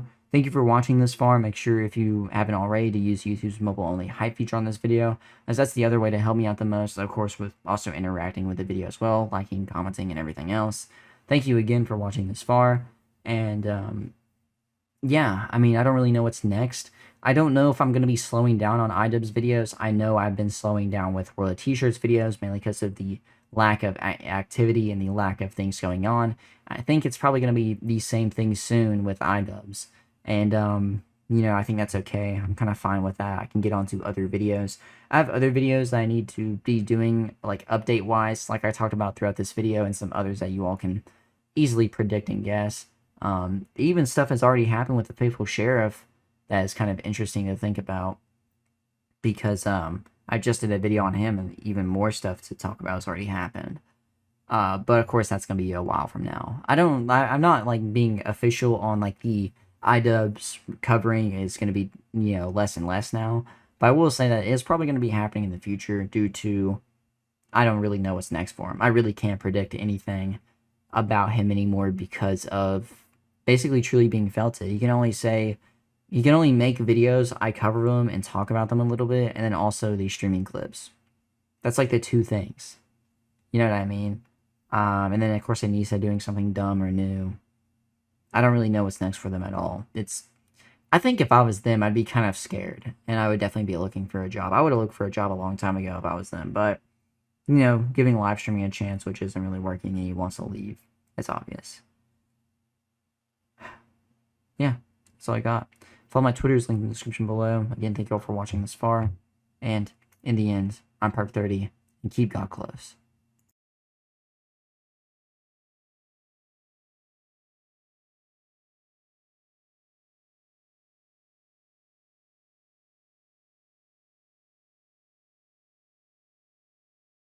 Sandy Hook or Columbine?